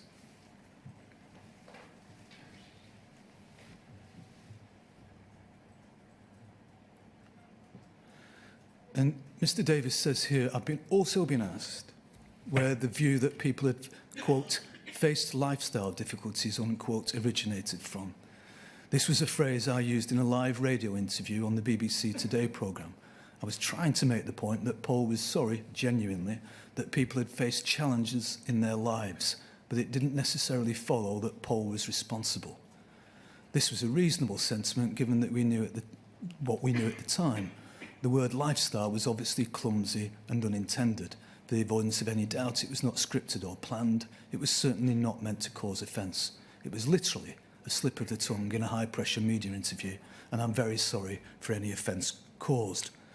Do you remember Mr. Davis saying that on the Today I do. I remember listening to it and thinking, oh, Mark, that he didn't, as he said here, I don't think he ever intended that word to come out. I mean, On the face of it, it was an extremely insensitive term. It was, yes. Many had been to prison, and just as one example, Jackie MacDonald, who has subsequently had her conviction quashed, had, by the time that Mr Davis said this, served a term of imprisonment of 18 months when she was a 47-year-old mother of 2 and her children were teenagers. Noel Thomas was a long-serving local councillor in North Wales and had spent his 60th birthday in prison. And all the postmasters had been punished in one way or another. And they'd all been subject to public censure and humiliation. And you've had a taste of that now, Mrs Vennells, haven't you? In recent times. And it's not very nice, is it?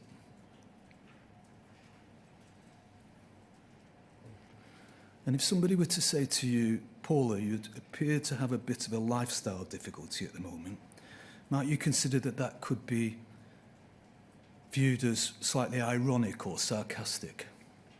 It was, as I said, I listened to the interview and it was just completely the wrong word. Yeah.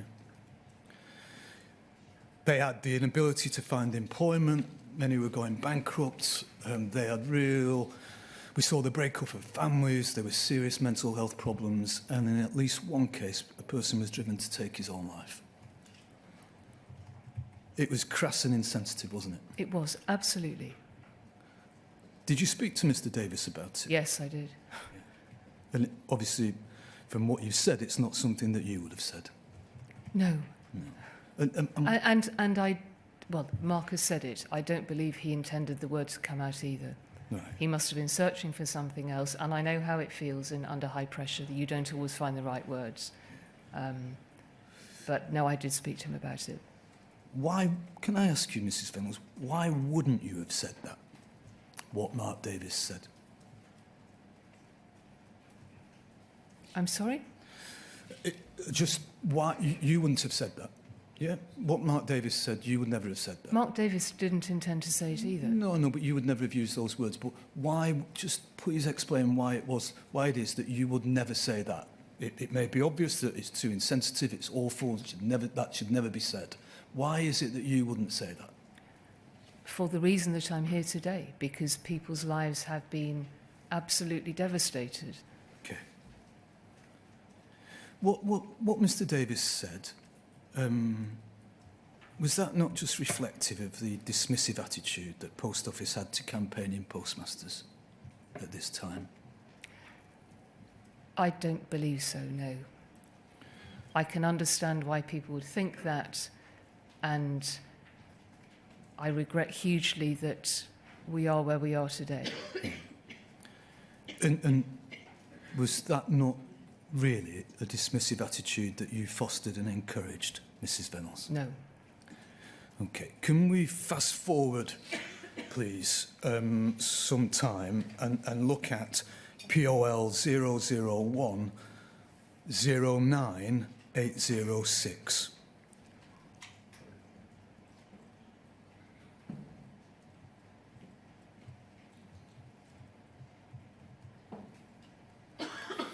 And in fact, some time is only 8 days. If we go down, please. So if that was the 9th of December 2014 that Mr Davis said what he said on the Today programme. This is December the 17th, so just some 8 days later. 8 days after you've said, Mark, you should never have said that. This is 9:45 in the evening, and it's an email from you, Mrs Vennells, to Mark Davis, Belinda Crowe, Gavin Lambert and Patrick Bourke, CCing in the chair, Alice Perkins. And it reads, and I'll read all of it. I've just seen, well, hi all, I managed to catch the one show on iPlayer. Not denying the fact that it's unhelpful and inaccurate, especially the focus on Horizon, but see below, read thoughts on that. Mark has achieved a balance of reporting beyond anything that I could have hoped for. The statements stamped across the screen with the PO sign as a backdrop were really powerful. They emphasised everything we've done and came across as fact. Very good. The rest was hyperhuman interest. Not easy for me to be objective, but I was more bored than outraged. The MP quoted, who was full of bluster and inaccurate. Joe Hamilton lacked passion and admitted false accounting on TV. James Arbuthnot was nowhere to be seen and the bulletin was too long. What I thought was helpful, that it was presented Horizon as the problem, which is exactly what Second Sight say they haven't found, and so easier for us to refute. There was nothing about intimidation, poor coaching, and the message about not knowing how to use the system, in my eyes, made the sub-postmasters look inadequate. Lastly, belt and braces. I know, forgive me, can we find out how the sub-postmaster in Nelson Wales thinks we're about to go after him for 18k and why he thinks we haven't been in touch? That sounds like a live issue, not one in the scheme, question mark. I'm sure we haven't been in touch. My sincere thanks to all of you. I had an email tonight from Richard C. saying how much you'd helped, that we could have done nothing more, and he was sorry the debate had not gone better. Richard C., was that Richard Callard? It was, yes. He was a non-executive director of Post Office at the time, was he? Yes, that's right. Yeah. Why was he taking such an active interest in this? He was the non-executive director from Shex, and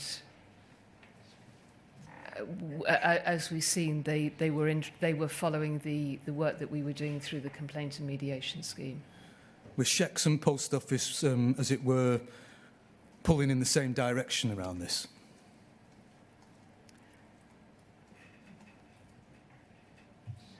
I'm sorry, I'm not sure I understand the question. Were Shex and Post Office pulling in the same direction in terms of these irritating campaigning postmasters? at this stage, the work that had gone on through the scheme was showing that no issues had been found on the cases. No, that's not. No, just so rebutting what was being said by the postmasters. As it were, the word you use actually is refute. I guess you would have to ask Richard. Presumably, if that was what he said, then his view was similar to mine at the time. What impression did you give? I mean, what impression did you gain of what Richard Callard's view was at this time?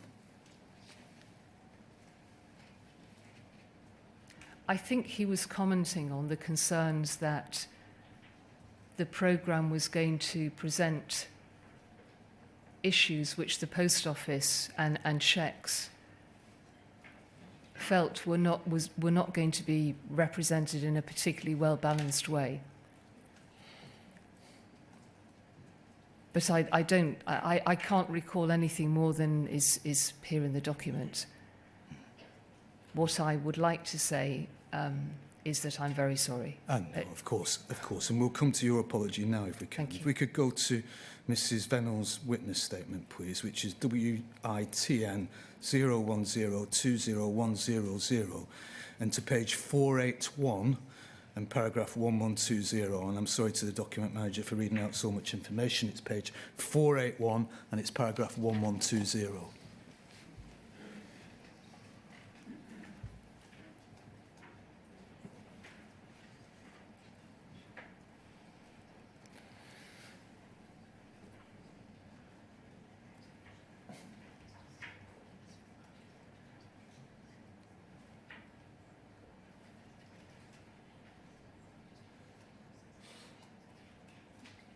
Oh, I'm sorry, it's not 481, is it? But it is 1120. There we go. One matter about which I've not been asked in the request, but which I want to address head on, is an email which I sent to senior colleagues on the 17th of December 2014 after the One Show documentary aired that evening. I described the reporting as unhelpful, inaccurate, and thoroughly regret saying that I was more bored than outraged at the programme. There's no excuse for what I wrote, and I'm embarrassed by the words I used. Those words do not reflect the example I hope to set for my colleagues or my attitudes to the issues we were working on at the time. I was working hard to find a way through the difficulties of dealing with what seemed such an imperative yet intractable problem to solve got the better of me that evening. I am sorry. So the remarks that you have expressed regret about explicitly, first is, I was more bored than outraged. you regret that remark, Mrs. Vennells? I regret everything I said. Yeah. That Joe Hamilton lacked passion and admitted false accounting. And MP who? Bluster and so on. You regret that? I regret everything I wrote. Yeah. Now, you regret those remarks now, just 7 days before Christmas in 2014, and only 8 days after Mark Davis had said that appalling thing about lifestyle difficulties and lifestyle problems that you really were very upset about. Only 8 days after that, you regret those remarks. But did you regret, that was on the 17th of December, did you regret those remarks the following day, on the 18th of December? Or is it, in fact, that they were triumphalist remarks and you regret them now because you're here? Oh, I completely agree. I Yeah. completely agree. The pressure we were under at the time to try to manage the what we genuinely felt was an imbalance of media coverage and representation about what was happening in the post office. And I think under pressure, I and other colleagues, I do genuinely think Mark Davis's was a slip of a word. I have no excuse for what I wrote, other than, as I say, I was under pressure, and I think I was relieved that the programme hadn't been perhaps as bad or as hard-hitting as I'd expected it to be. And I'm just hugely sorry. It was a terrible thing to write. It was triumphalist, wasn't it? I was very relieved that it perhaps wasn't as bad as it could have been. And I'm sorry, there is simply no excuse, because it wouldn't matter, would it, how bad it had been, because we were wrong. And I apologised earlier on to Mrs. Hamilton about not having known about your prosecution file and the details we had of that earlier. I didn't know that about the time of this, and I'm deeply sorry that I was so rude to you in that email. What you went on to say is that those words do not reflect the example I hope to set for my colleagues, nor my attitude to the issues we were working on at the time. What words didn't reflect the example you hope to set for your colleagues? I think the tone of the whole email. What example did you wish to set for your colleagues? The example that I was not setting in that email. The example of the culture change programme that I had put in place, to which I've mentioned before, the values that had at the heart of it, and they simply weren't there on this. Was the example that you wished to set for your colleagues this? Don't say what you think in an email, only say what you'd be happy to have read out in a courtroom.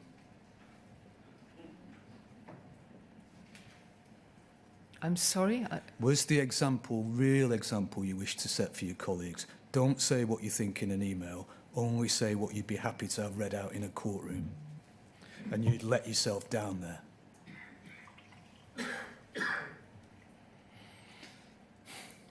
And is that, in reality, the approach you took to Tim McCormack?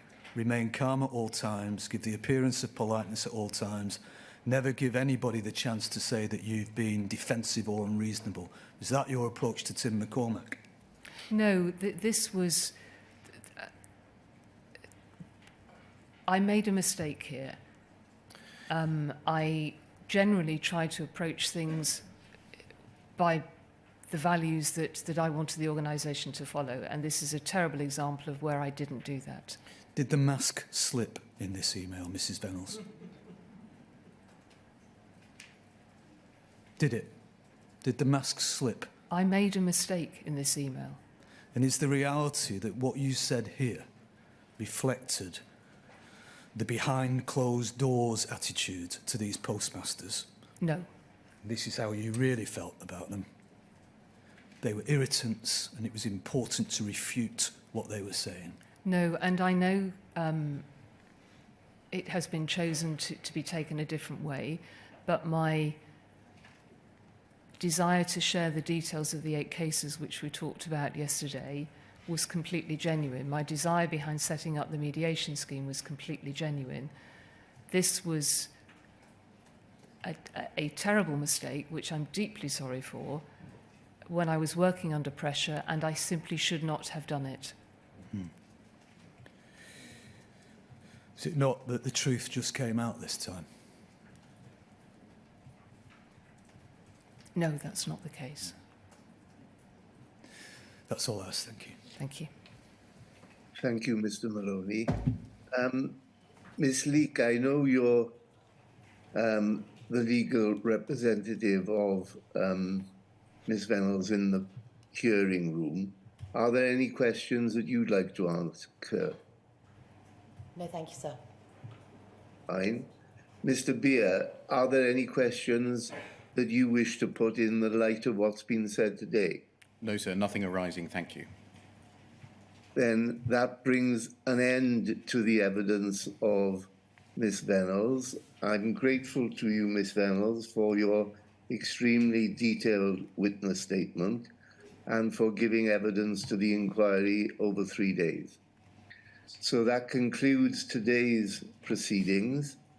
I think that everyone in the inquiry is now, I hope, going to have a reasonable period of rest over the next week, though I doubt whether that will prevent some people working quite hard. But if you can, have a good break. And I think we're due to resume on Monday. Is it the 2nd of June, 3rd of June? 3rd of June. 3rd of June at unusually 12 o'clock midday, when we're going to hear from Mr. Folt. Is that it? That's exactly right, sir. Right. Thank you all very much.